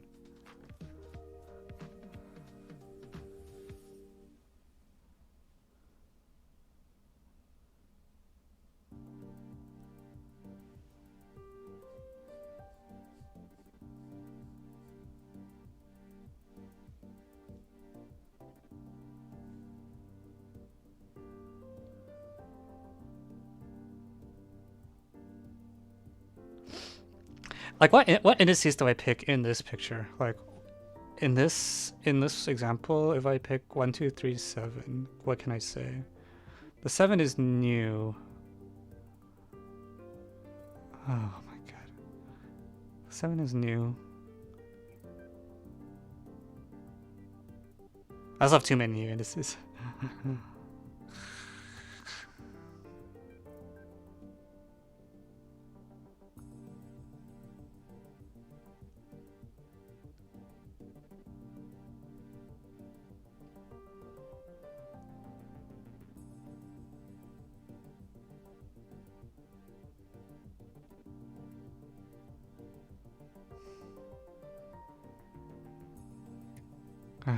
God damn it. See, I wasn't kidding when I said I would probably get a bronze on this contest. No, it was so close. It's a large.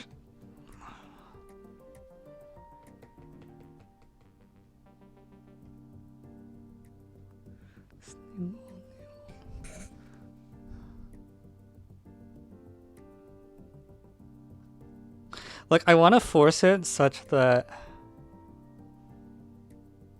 I want to pick some set of the indices with the property that the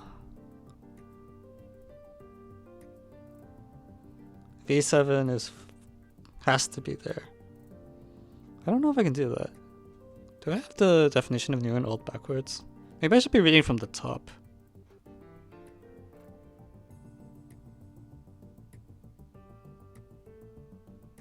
No, it's not correct either.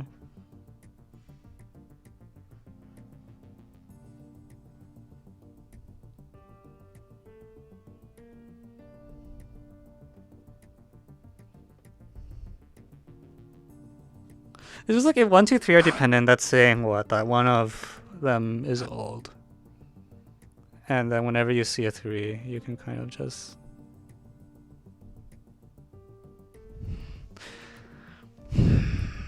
1, 3, 5, 7.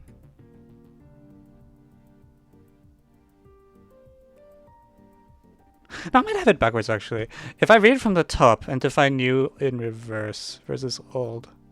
Basically what you want to do is try to start with some set of vectors and then try to replace them with smaller ones repeatedly. Right?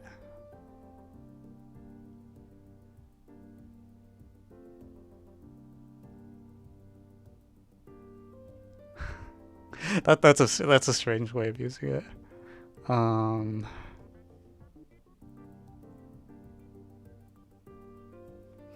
But it's like I wanna... Damn. I wanna take... I don't know 1, 2, 3... I keep trying to use 1, 2, 3, 7 because that's the cleanest. But you could also go after...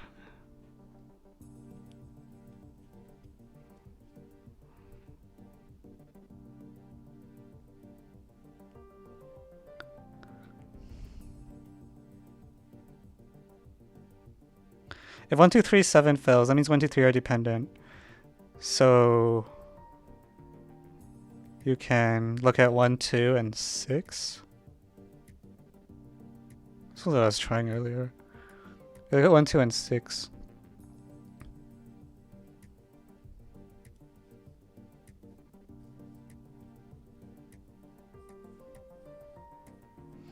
What was I just trying to do? 1, 4, 1, 2, 4, 7.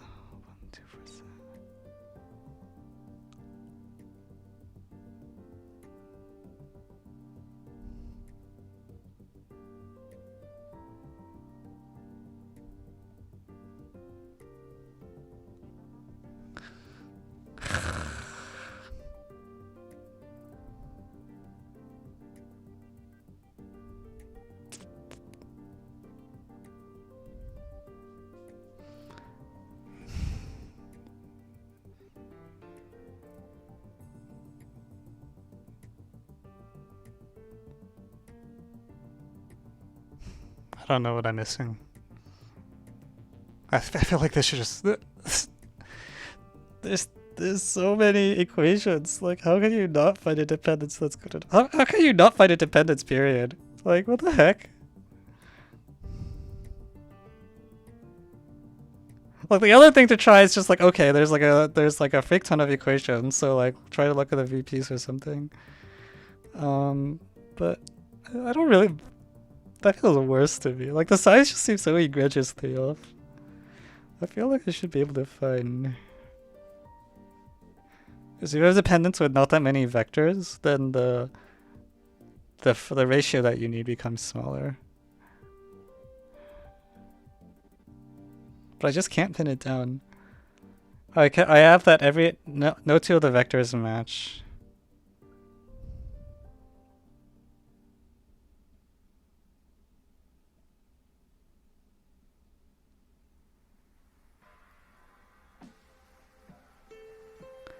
There's no dependence with 3 for that matter. Like with 1, 0 vectors. Okay, maybe I'll think a little bit more about the 1s and 0s.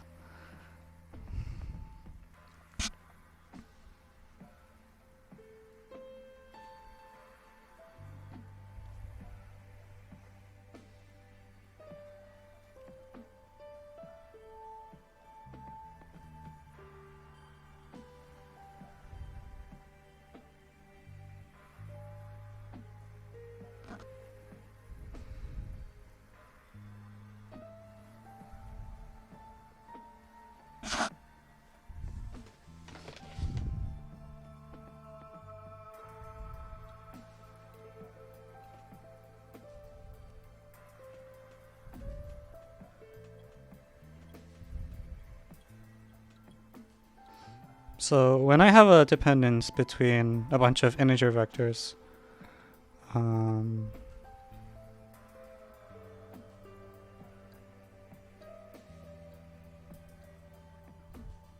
you can, let's sort them by sign. So you have a bunch of weights on the left and a bunch of weights on the right. And the, frick. No, I feel like I want to learn alg. It's just 1 and 0, that might not be sharp enough.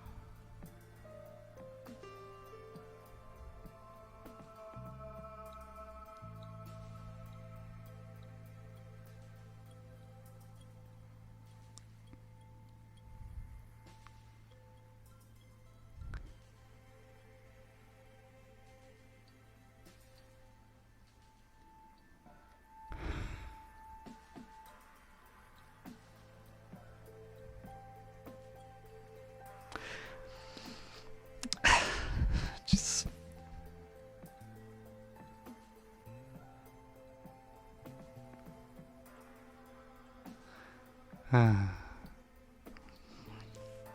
this is what happens when you get old. Don't get old. Alright.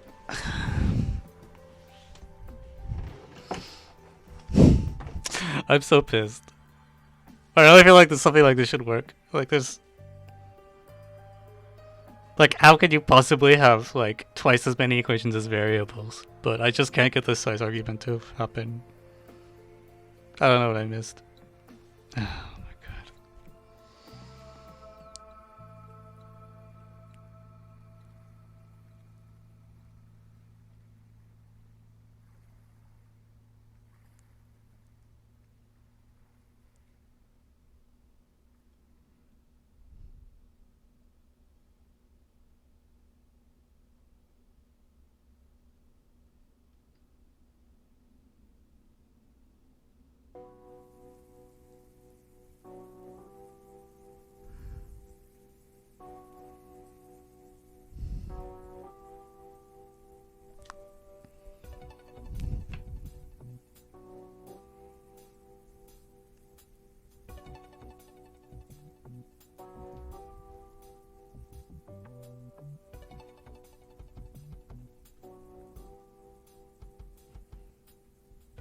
Alright.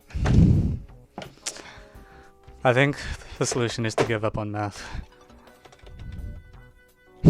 I haven't gotten a clean solve on a single problem from this year's IMO.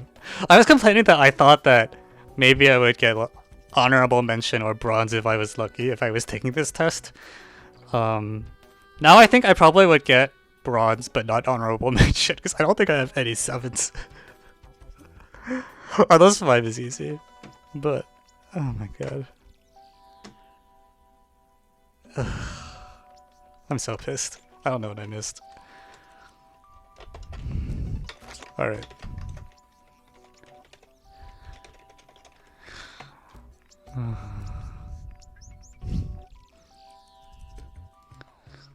What did I miss?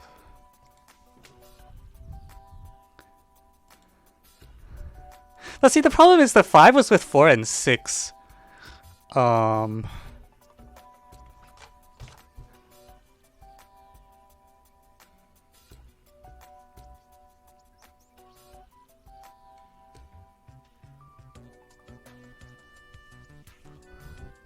you kidding?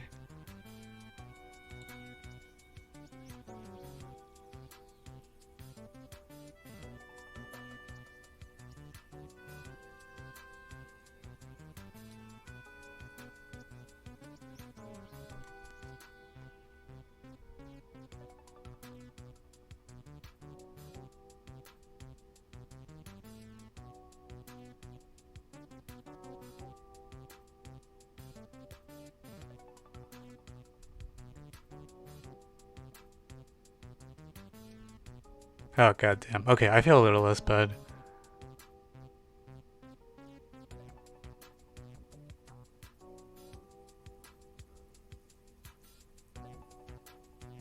Oh.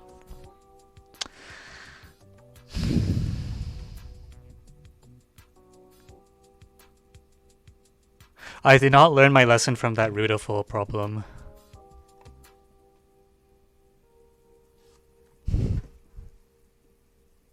2019 N3, was it? Yeah. Came up again. Okay, I was actually going the wrong way though.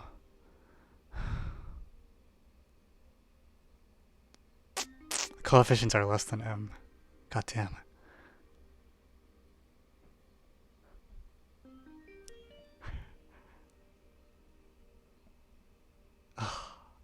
I didn't think it would be true that if you had like a bunch of 1, 0 vectors, then you could get a dependence with coefficients with absolute value less than m.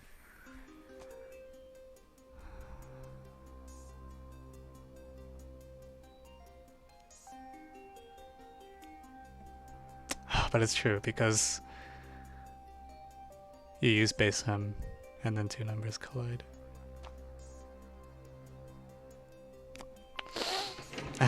Alright.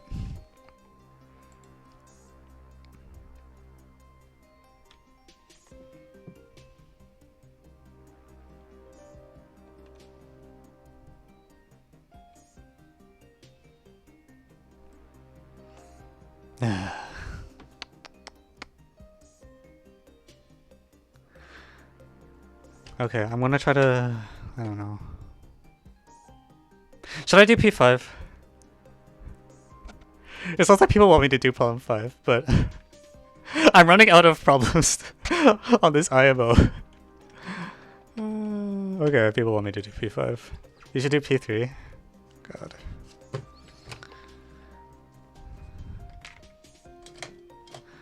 Honestly, like, given that I couldn't do P4, I'm not optimistic that I can do P3.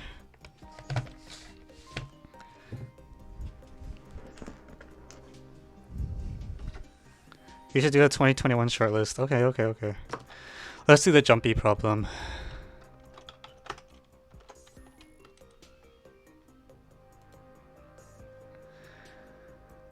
Man.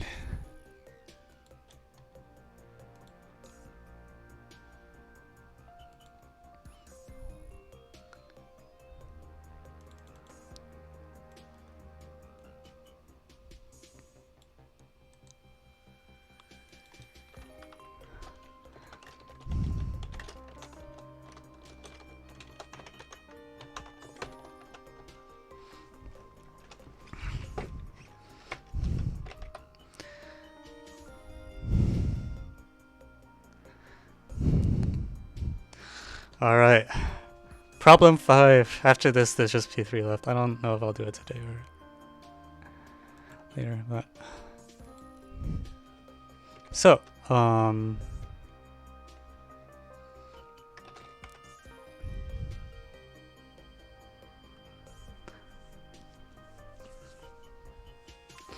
So, in this problem, you have 2021 walnuts placed in a circle. And then for every k from 1 to 2021, you swap the two walnuts adjacent to k. And you would like to show that at some point one of the swaps had a number less than k and a number greater than k. So for example, first move doesn't do anything.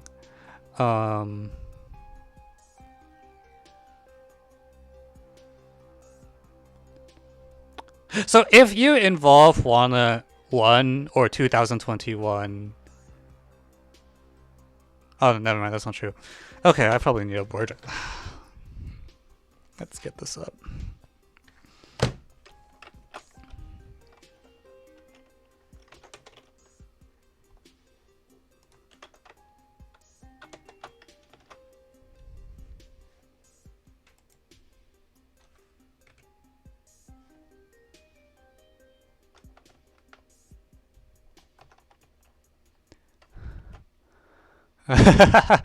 All the garbage I wrote for IMO2 is still there. Beautiful.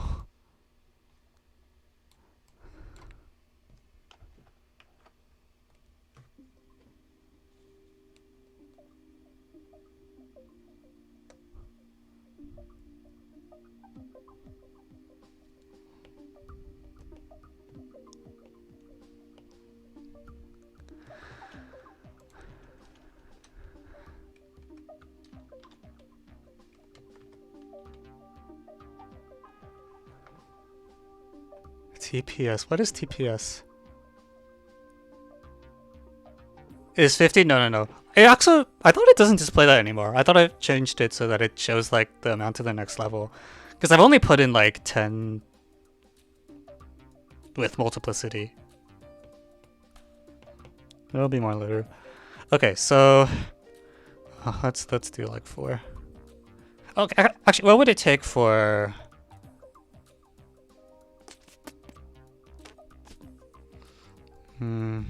Okay, let me do 3 first. Actually, 3 is stupid because 2 always. Let's do 4.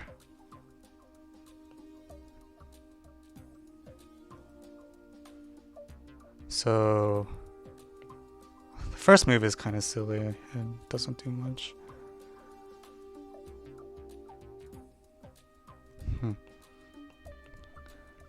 Oh, nothing's showing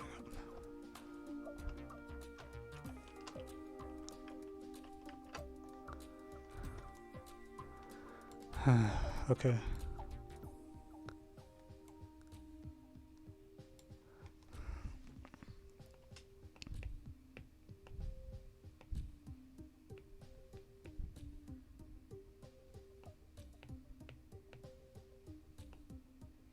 So first you swap here, and then you swap 1 and 3. Okay, so I guess the small cases might be too small to do much useful stuff.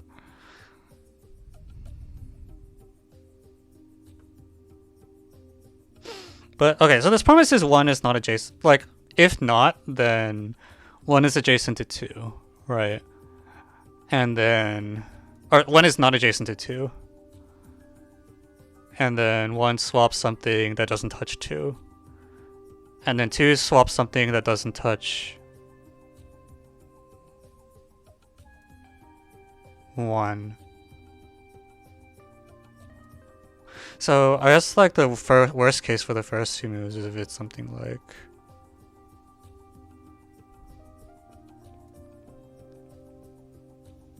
so swap, swap, and then 3 swaps 1 and 2, or something like that.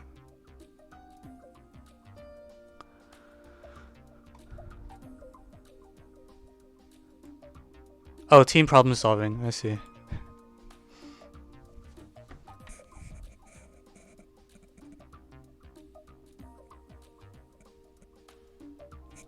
Okay, but let me note that first. So 1 not adjacent to 2.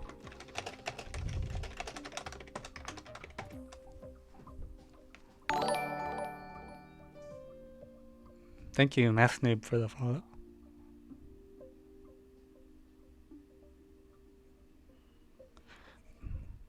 His starting numbers are not that good.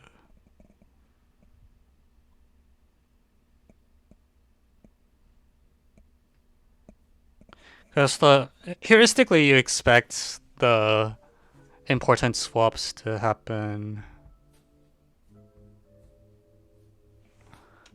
when what? Like the number is closer to the middle one?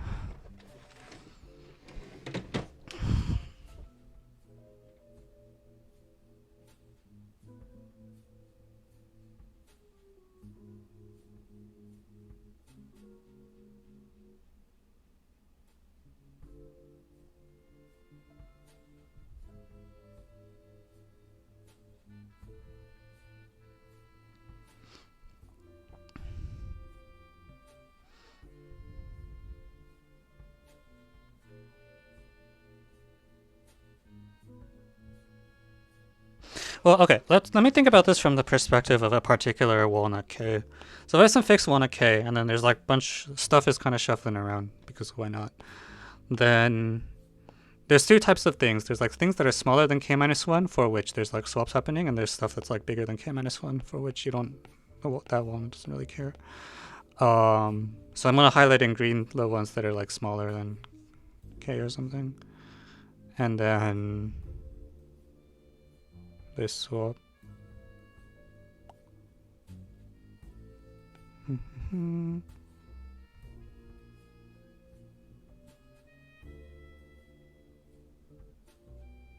That's not that good though, because this stuff is.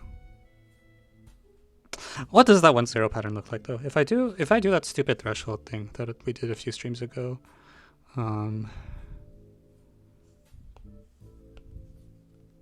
if the swap never changes things, then... Oh, actually it's invariant under anyone's...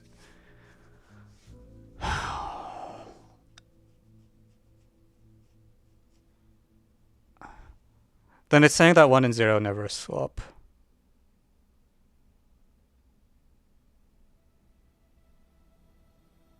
I don't remember why that 1-0 trick was nice though.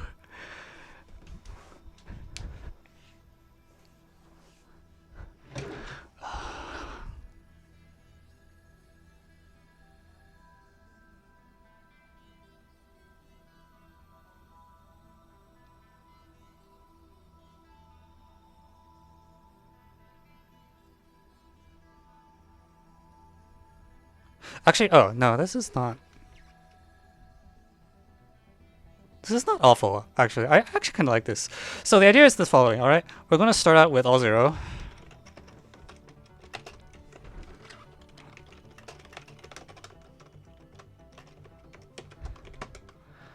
And then the process is as follows. At each step, we need to change a 0 to a 1, such that the two neighbors are the same. So, you know, on the first step you can do anything. And then...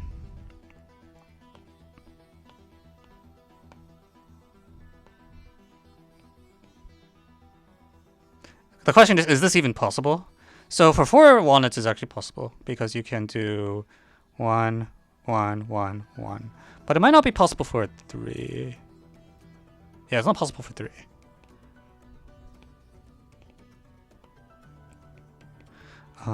So if I look at some parity garbage, is it possible for 5?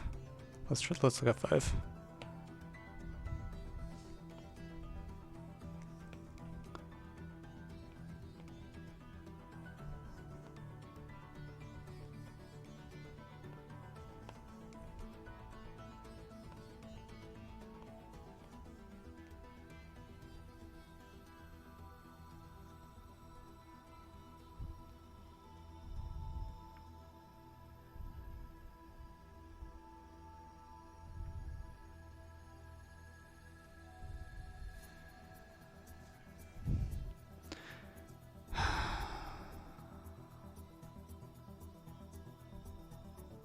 I feel like it's not possible for 5, right? You can't do it with 5.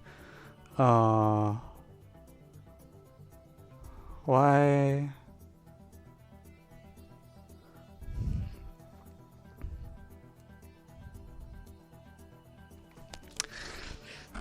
Can you do it for 6? Because I got it for 4, but I feel like that didn't feel like it was going to continue.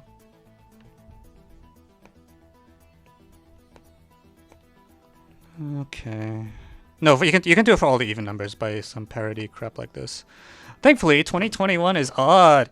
Yeah. I feel like a statement might be true for even numbers. Is a statement true for even? Hang on.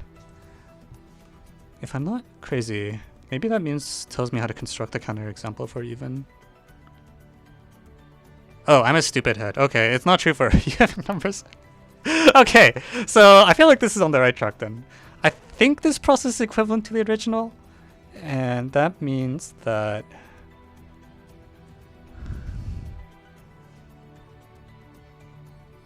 okay, so I'm inserting ones. After I insert the first one, there's a chunk of 5 zeros. And after I split again, do I just look at the parity of the chunks? So if you have a chunk of length 1, you can toss it. If you have a chunk of length 2, like a chunk of length 2, you die. You have a chunk of length 3, you split it. You have a chunk of length 4, you die. Is that it? I think that's it. So after first move, you have a chunk of n-1 zeros, and then split. It always splits into an even and an odd.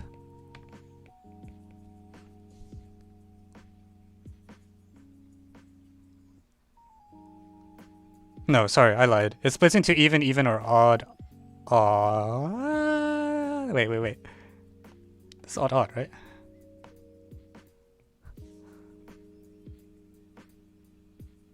No, hang on. This is n minus 1 is even. So yeah, even odd. Okay, and then I think. Yeah. Yeah, you remove 0. Okay, cool.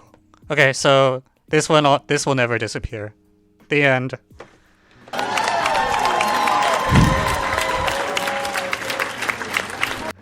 I have achieved honorable mention.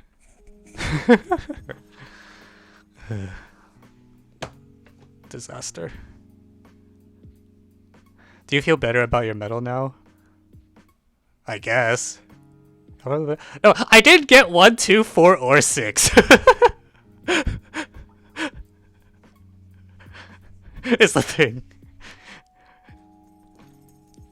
So I have to kind of like bank on partial on like 1 and 6. The only 1 and 6 I had. I don't know. Maybe I'll get 3 and then I'll get silver. Do I want to do 3 now or save 3 for next stream?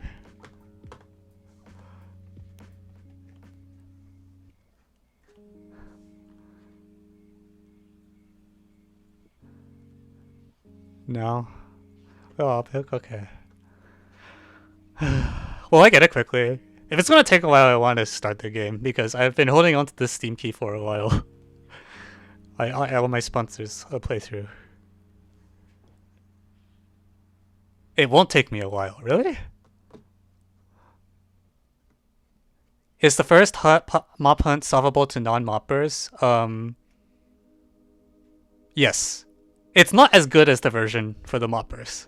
It's like a lot less elegant, but it's like I wrote up a different version for people who are solving outside so that they could get like start the hunt, which was a lot less elegant, but I don't know. I'm gonna do problem 3 next stream. We are gonna play a sponsor game.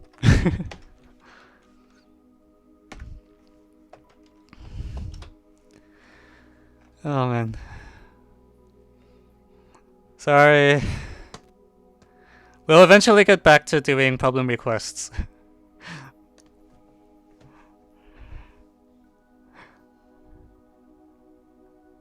Why does the hunt give a 404? Oh crap, did I 404 it?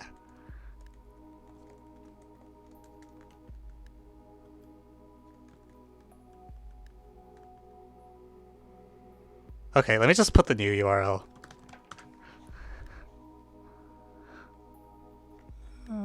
Dun, da, da. There's still some stuff that needs to be written with the new one, but it's okay.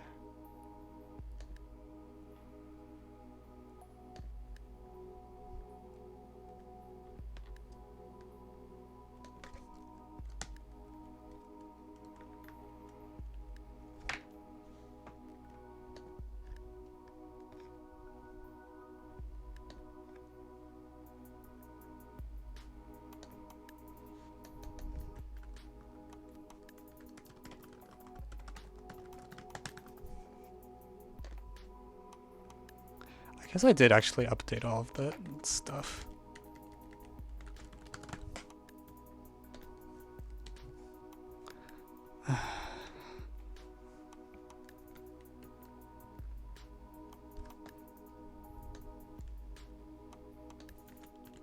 Problem 1 I tried for like a bit over breakfast and I thought I had something that worked and then later figured out that it didn't actually work, although I probably could have fixed it.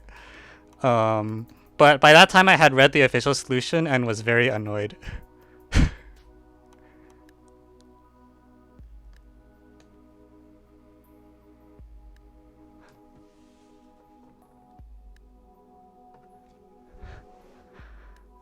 Yeah. I did not like problem 1.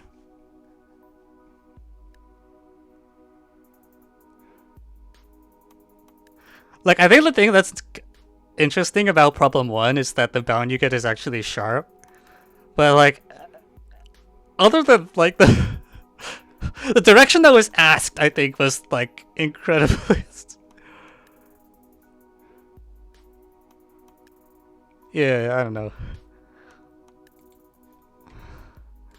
I don't know. I just like they're just like prove this graph is not bipartite, and the reason it's not bipartite is because there's a freaking triangle. I was like okay, like okay, question mark.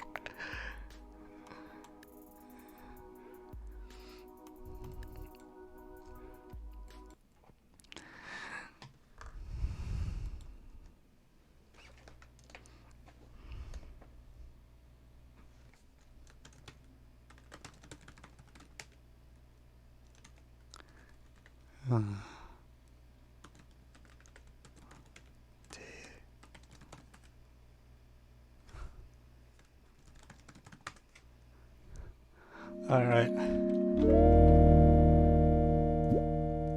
Okay, important question. Day or night? Also, I should actually do the intro for this. Which company am I crediting?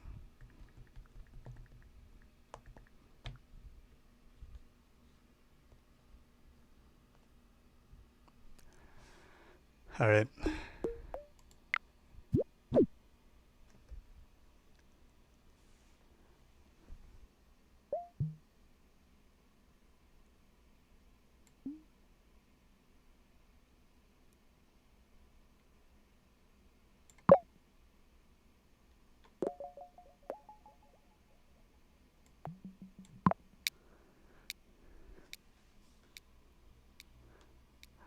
Okay. So,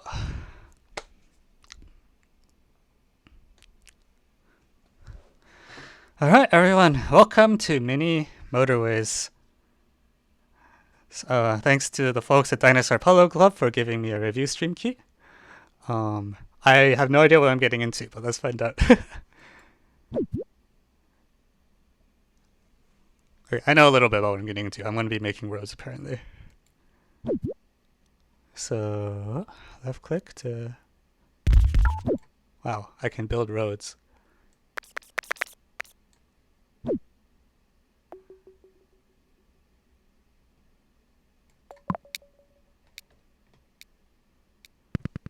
Okay.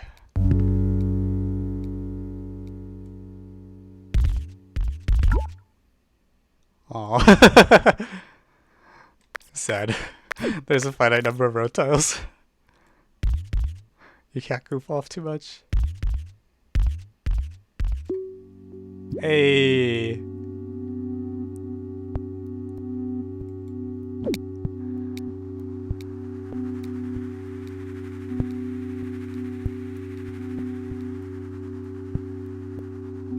Okay.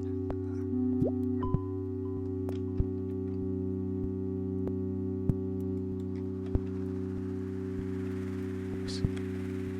Okay. So I'm trying to collect pins. Apparently I'm in Los Angeles?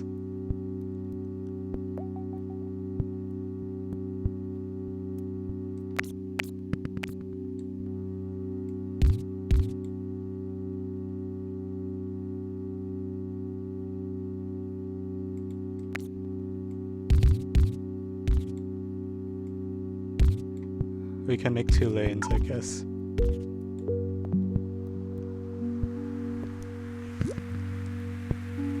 I can change the orientation of a house. Hey! How do I do it? Oh crap, no! Oh, that's gonna cause some traffic. Ah! Ah! How many road tiles do I have left? I feel like...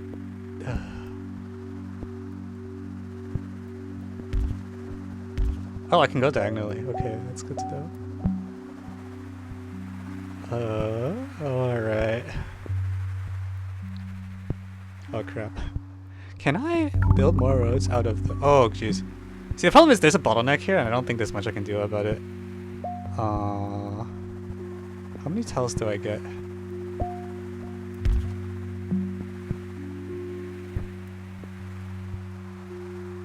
Screw it.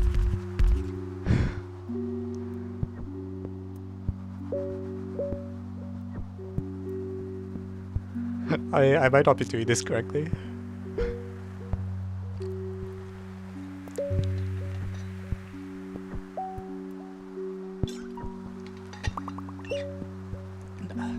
No! Why? Why is he over there?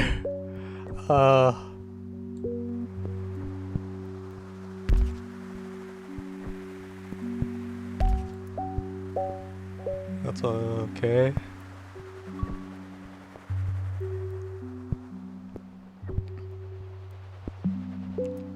Oh, there's a lot of traffic at this. Feel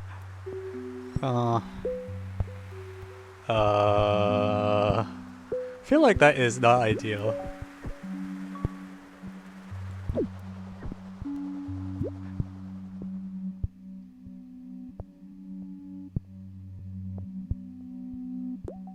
Wait, why would I not want a bridge over a traffic light? Am I?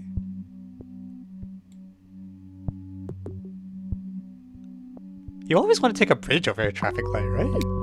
Is that not true? Jesus Christ. I'll only get one bridge. Okay, I gotta do something about this intersection though. This intersection is a mess. Do I have enough road tiles to like...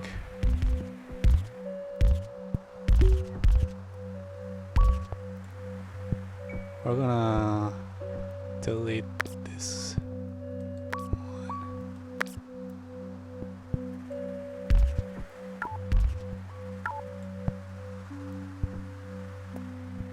Okay, and we're gonna draw a bridge here.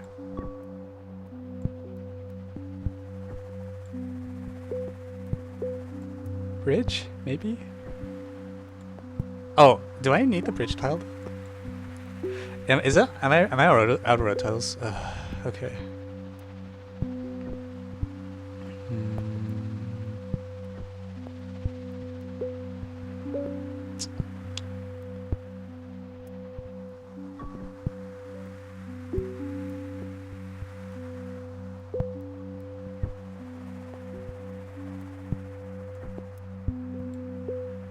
Like if I...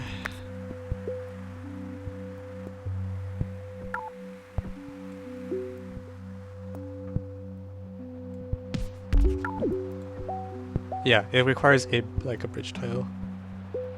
This jam here is real not great. Is there... I feel like I should be able to... Ugh, this sucks. The blue house here is just... The blue house in the far west is really not happy. Where is that car going? Oh my... No! No!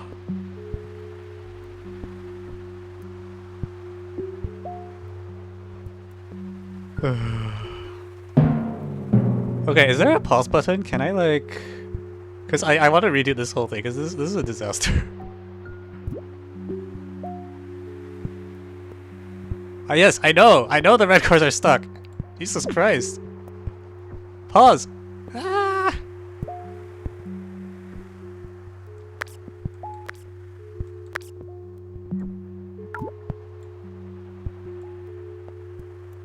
What do you mean I run out of road tiles?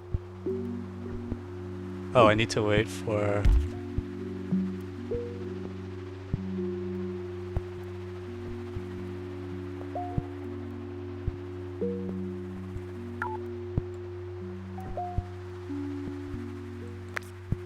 I see.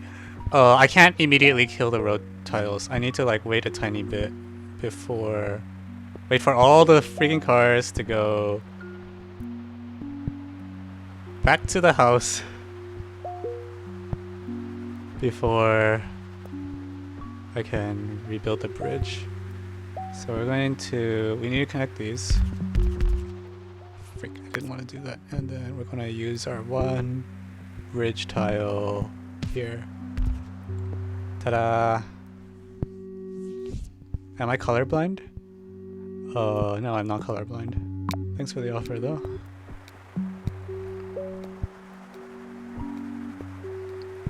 It's lagging a little because I'm running it on an emulator. Also, I guess there's a lot of cars. No.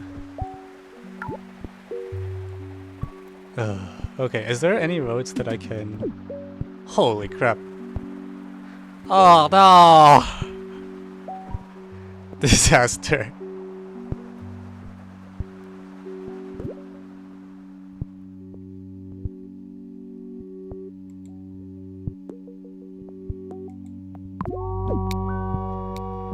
Okay, so I guess okay, let's take that one out. I have to wait for it. Oh wait, I got another 10 more. Ah.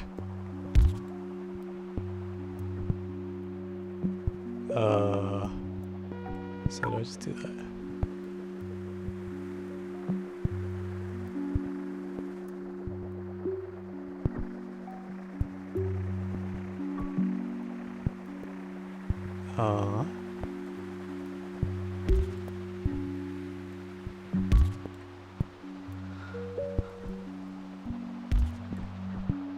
I should make that a diagonal road.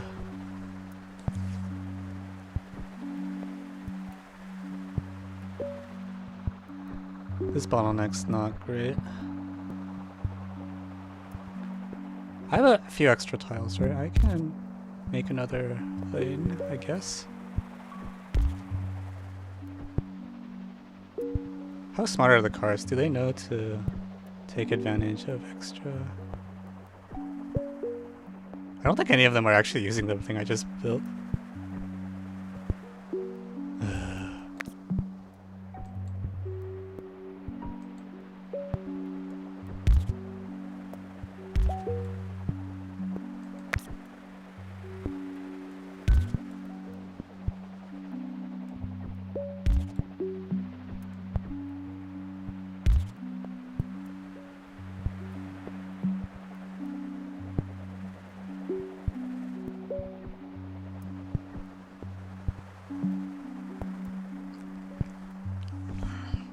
Blue is the one that's getting the most bottlenecked, I guess. This road is pretty dumb, actually. Oh no, no, no, no, no. If I... No! No! Stop!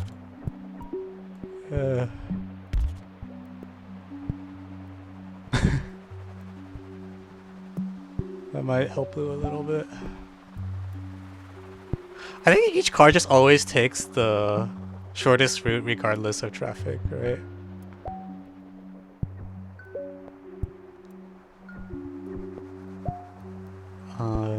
Is that what's happening?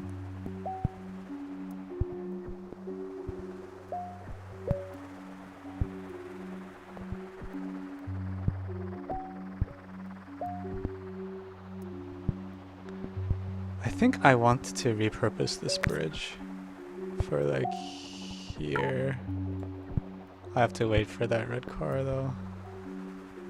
Wait, do I not have another bridge?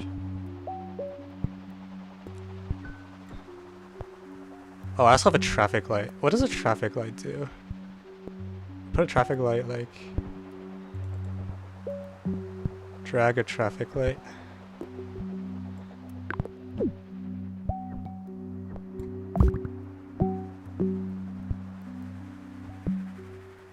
Does that actually make it more efficient?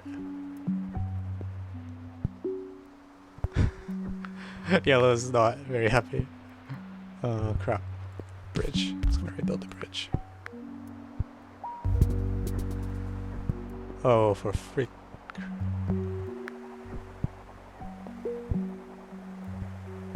Wait, I'm freezing? Oh no.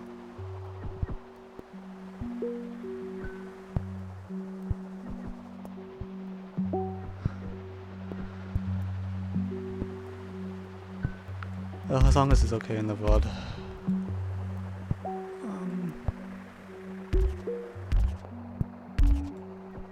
Frick.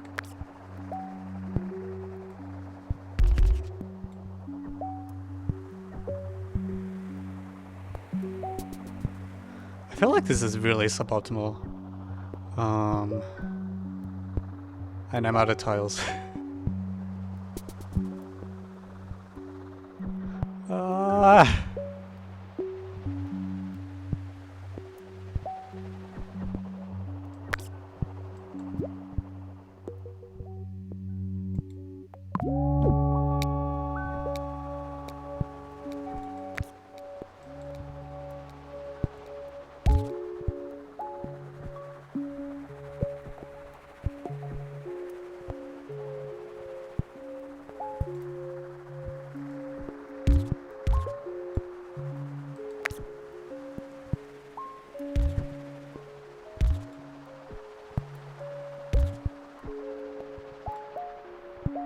Okay.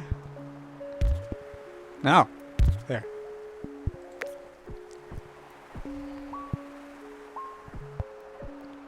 Cyan has a lot of.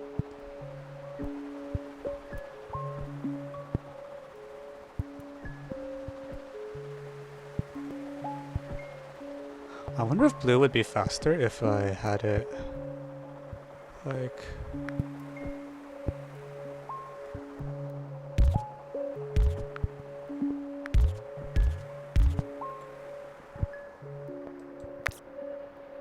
This is where you do route some of that traffic. Blue. What is a motorway? I guess I'll just drag it and find out.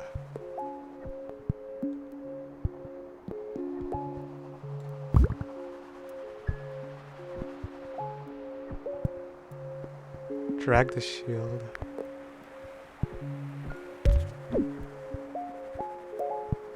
What does that do?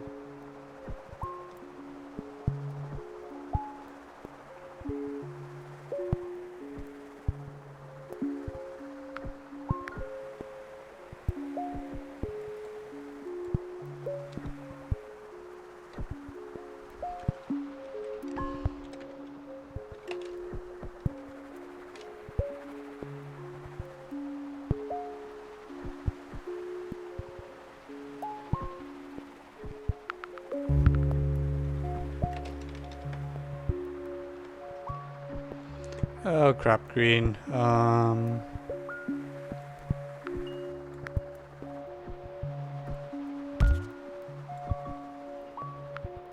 Guess I just go down. Wait, I haven't figured out what this thing does yet though. This is just like... Oh lord.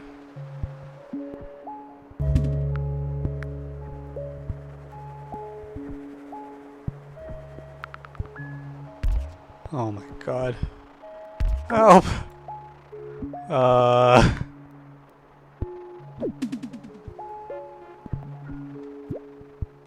my god. Okay, now I get a roundabout.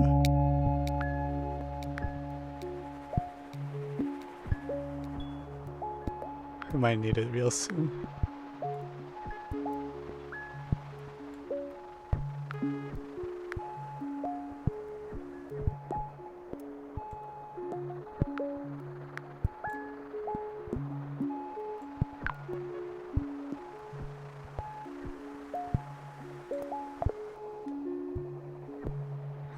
Did that do anything?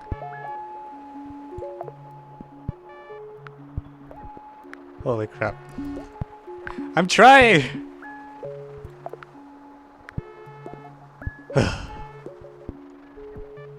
Oh god, the city is not very happy. I'm a crappy city manager. Never do public service. Crap.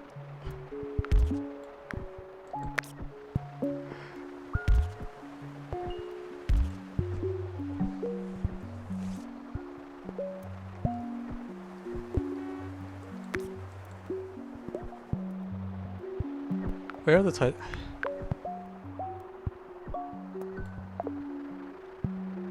I can't tell where I'm allowed to place this thing.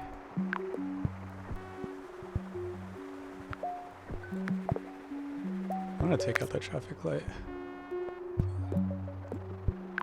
And take this whole freaking mess.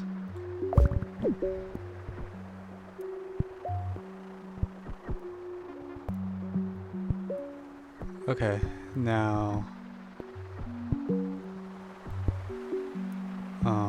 now that I have... If too many pins build up at a destination, a timer will appear. Oh, that's not the loss condition? Oh, that's probably the loss condition.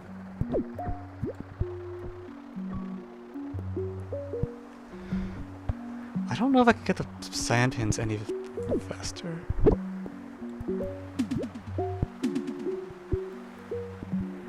Oh crap. No, no, no, no, no! Fuck! Stop!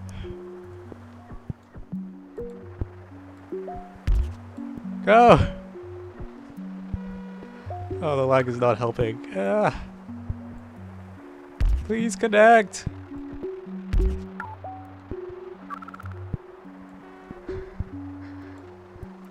Jesus Christ. Why? Am I out of tiles or something?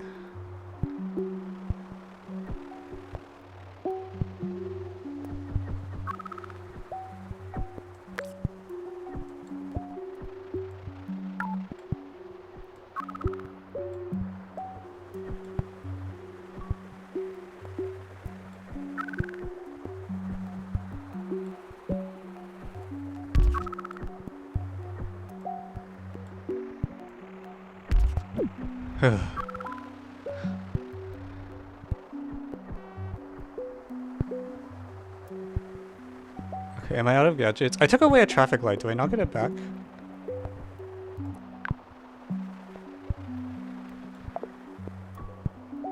I don't know how to use a traffic light though.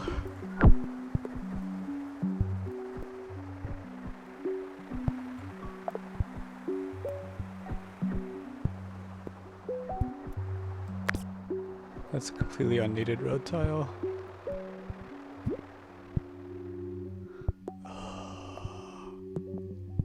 Oh, okay. Bridge or... Oh, another bridge. I think I made a mistake now.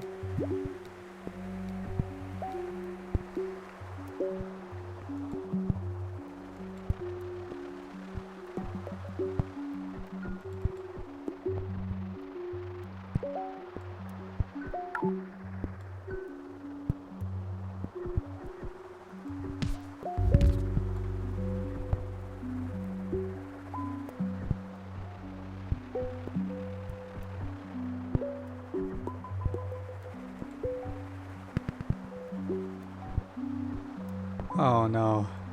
No, no, no, no, no, no, no. It's not what I wanted to see.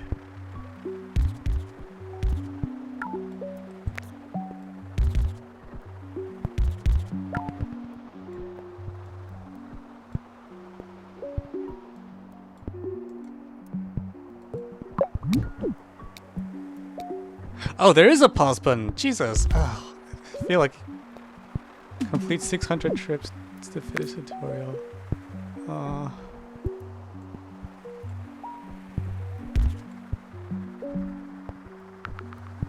Oh my god.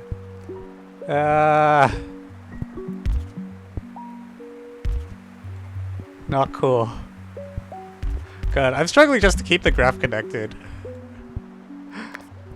Oh no. Holy shit.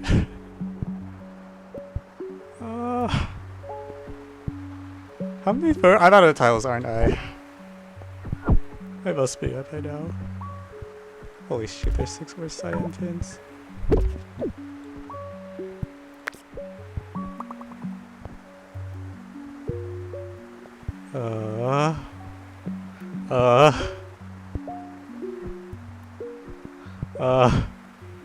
Alright, we're disconnecting this road with apologies. Let's get down here. What else can I cut? This is pretty close to tight.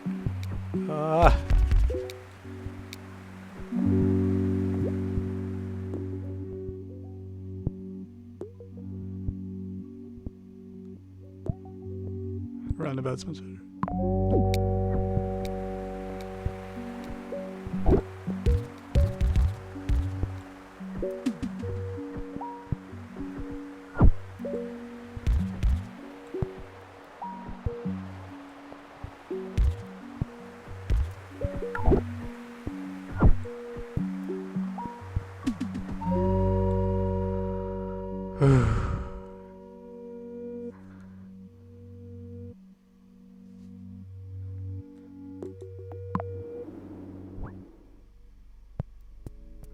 Alright.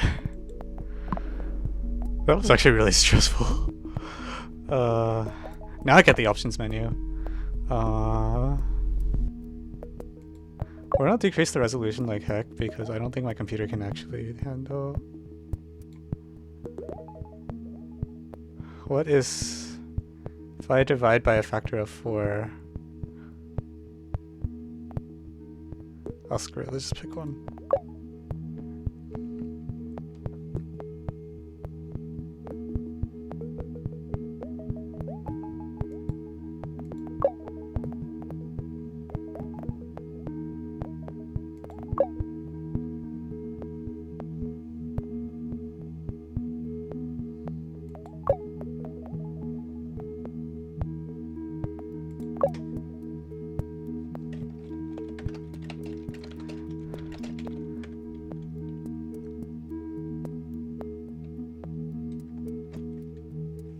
Okay.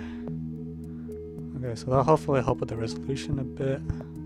Or with the lag, maybe.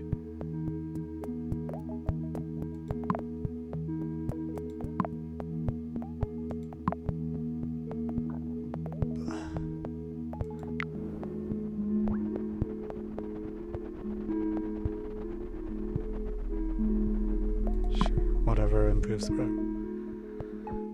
Okay.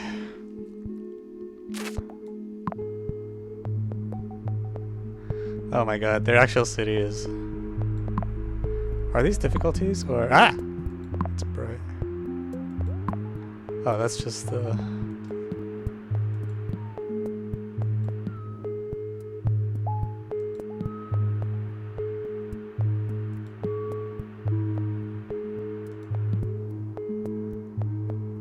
Alright.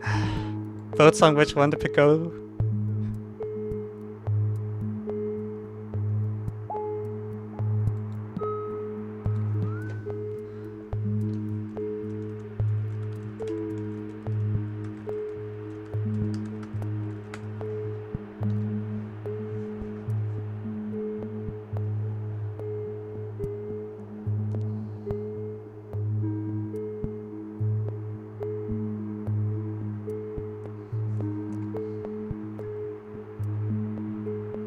Man, I can't wait till I get my Boston computer back.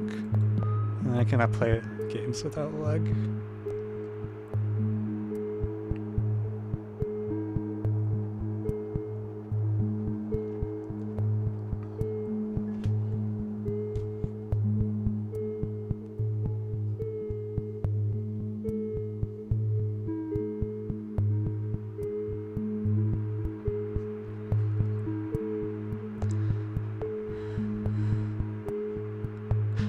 Yeah.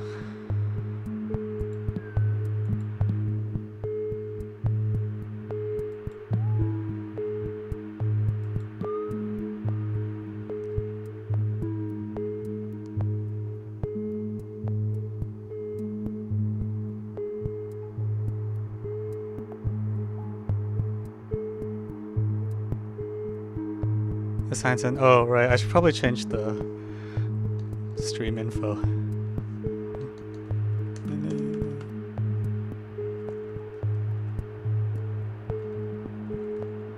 Yeah, thanks.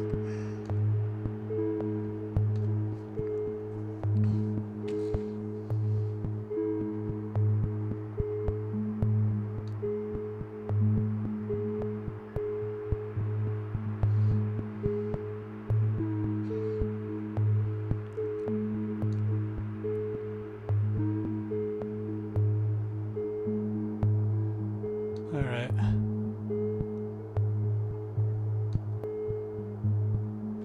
The music is creeping you out, really? Music's not that scary. Alright, let's... LA one, right? Alright, let's take a run of LA.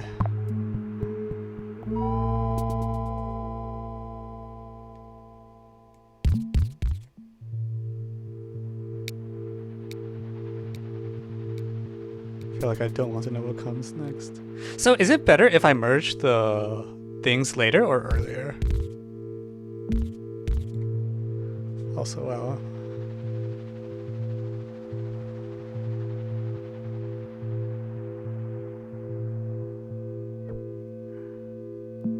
Fix earlier saves roads.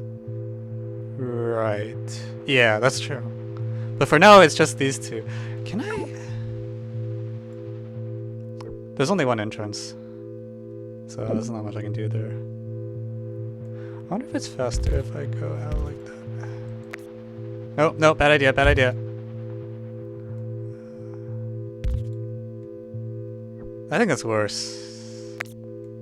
Frick.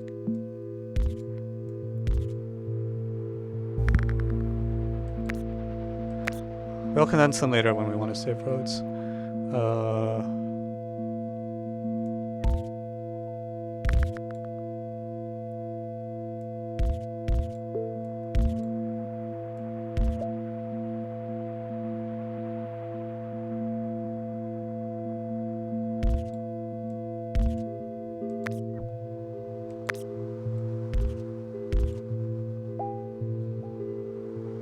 Where is that red car going? What the heck? I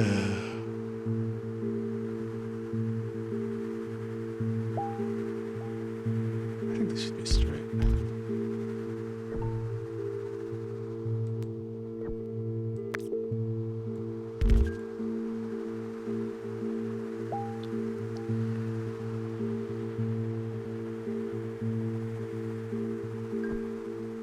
Intersections are bad.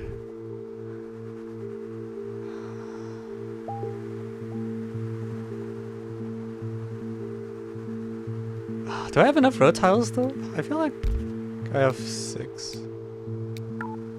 I don't have enough road tiles to not intersect, right?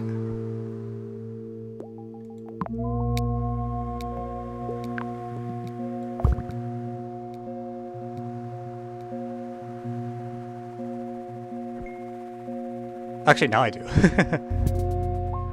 Except now I have another requirement.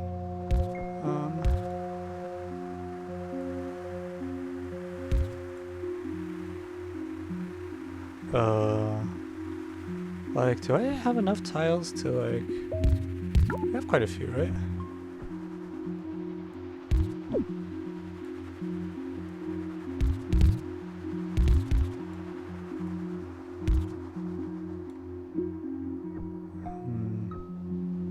Actually, I have a lot of tiles to burn. Wait, I have a lot of tiles.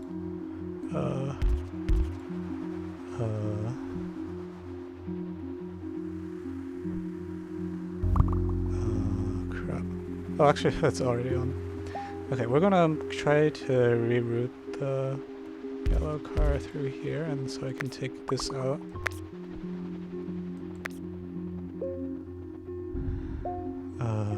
You should just go directly there. You should also go directly to the rotunda.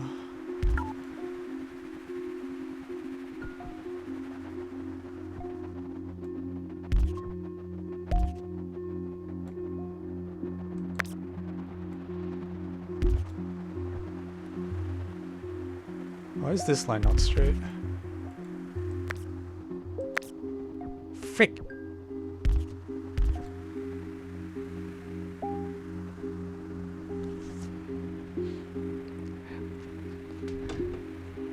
Oh yeah, I forgot they told us the pulse button existed. I think this is pretty okay, right?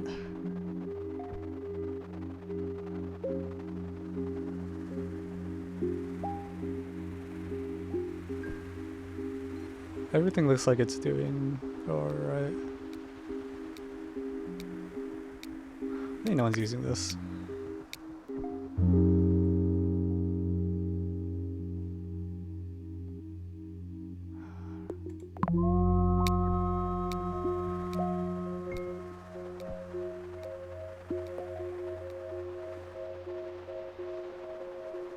Is anyone using this stupid loop that I built? Are they all still using the roundabout?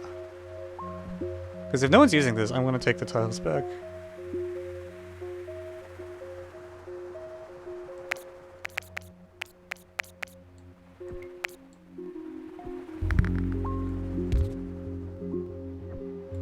Oh no, I don't have a bridge.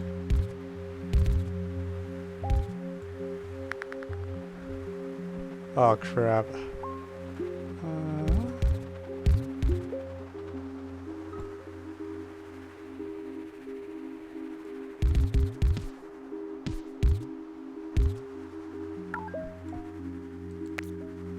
Wait, do I have a bridge? Wait, are bridges free? Now I'm confused. Okay, whatever. Still have 16 red tiles to burn.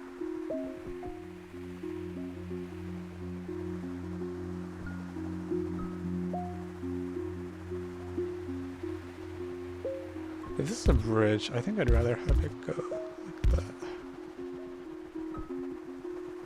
It's a lot shorter that way.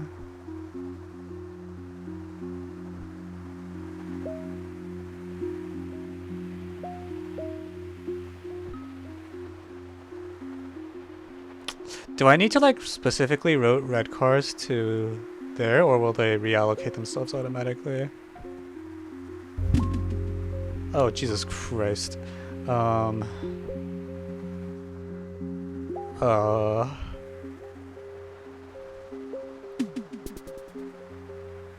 my god.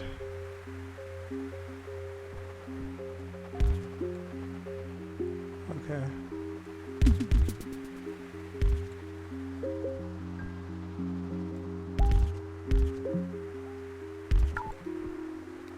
Let's start by connecting them. Oh, I'm out of tiles. It finally happened.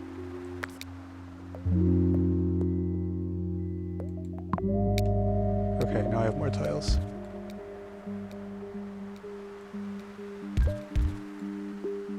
Wait.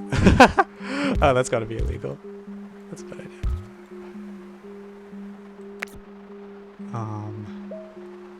Let's get them connected first, and then I'll think. So that intersection there is pretty bad, right?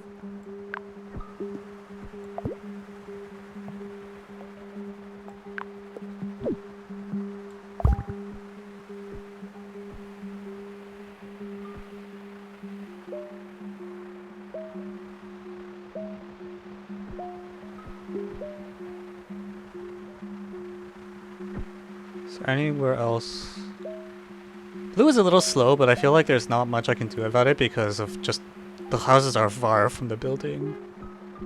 Right, like they practically have a straight line across the bridge. I don't think I can micromanage it much further.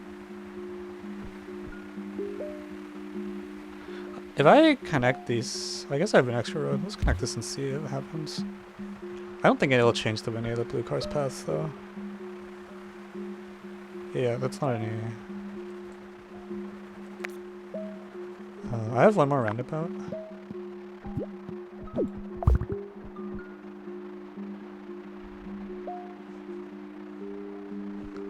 This is what my code looks like too. Just spaghetti and stuff everywhere. Oh crap, I didn't mean to delete that bridge. Where's that bridge gone? Not bridge. Road.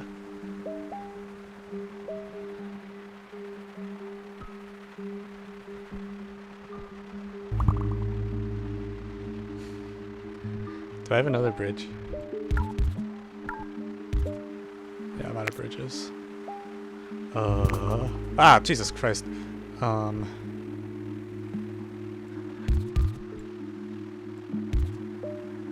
that's a bad idea. What am I doing? Okay, we should first connect here to here.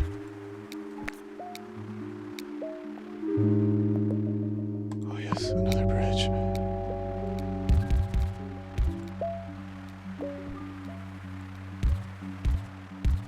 Yeah, I feel like this game's more fun without pausing actually, because then it keeps it moving.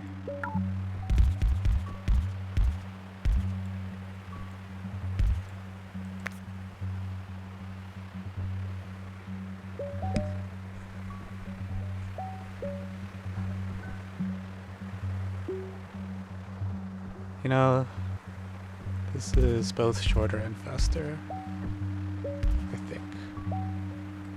Reclaim these tiles.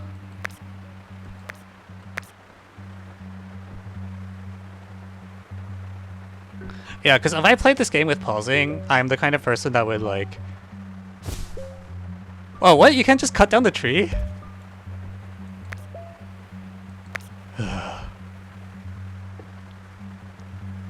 Yeah, I would definitely just like overthink everything and like take forever. So this way there's a bit more like, oh, you have to react to the game instead of just sitting there.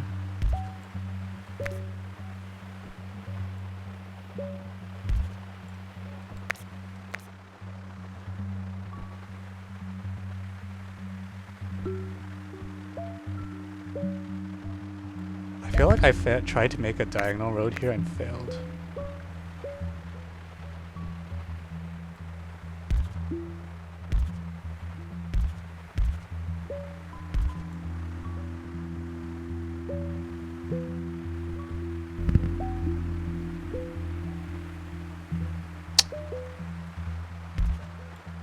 I just have to go down, right?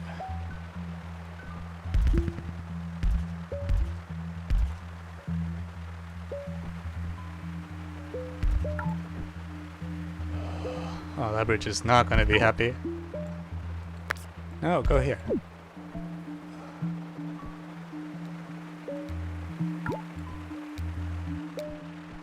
Oh crap. What's a motorway again? Oh, it's essentially an extra road. Okay.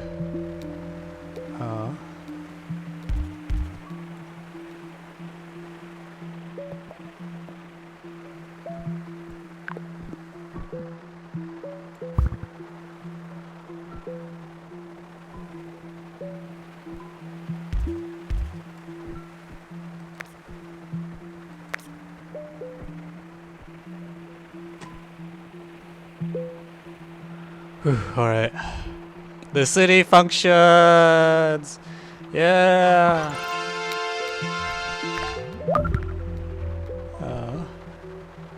What does that circle mean? Okay, it just connected itself. That's fine. And you can go there. Oh crap, there's another one up here. Ah!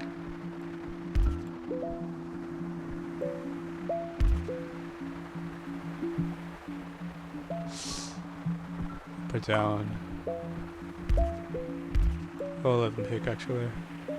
They're not that stupid. Oh.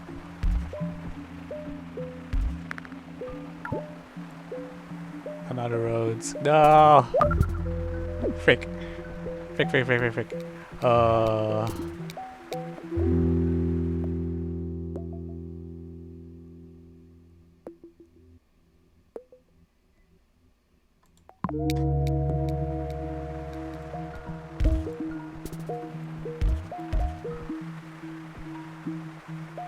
Oh crap. Oh, that's not good. That's really not good. Holy shoot. Okay, I need more roads. Where can I go? Oh, Jesus Christ. I should have picked the other option.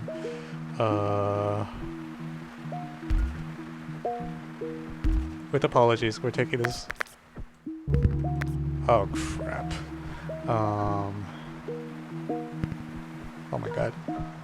No, no, no, no, no. This is not good. Holy crap. I'm out of roads. Am I dead? I have to connect that green bridge like now. Shoot.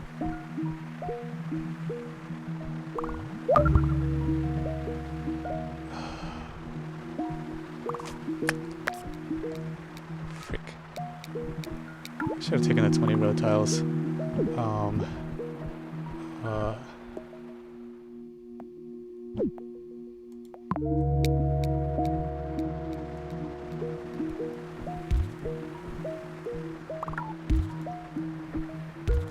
Where'd my bridge go? I deleted a... Oh shit, it's not coming back to me.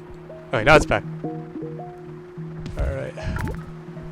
Alright, you can just go through the parking lot. It'll be fine. You can go there. And these houses can just do whatever.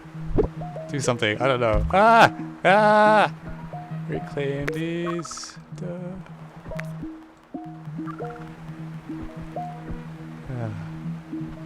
Oh, this is not connected at all.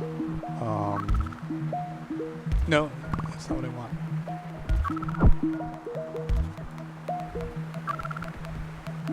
Where'd all the blue guys go? Wait, what?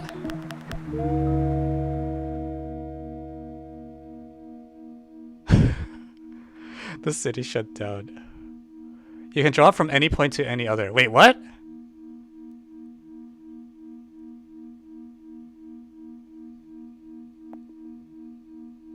Wait, was it not connected after that? Okay, I don't know.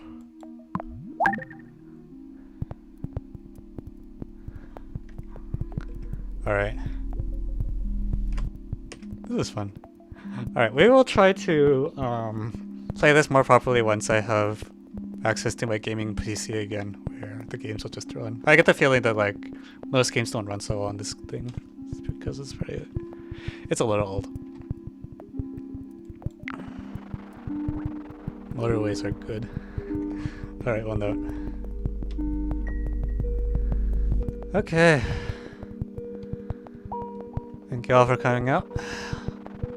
I think stream as usual next week, and we'll see you all. We will do IMO 3 then, I guess, maybe.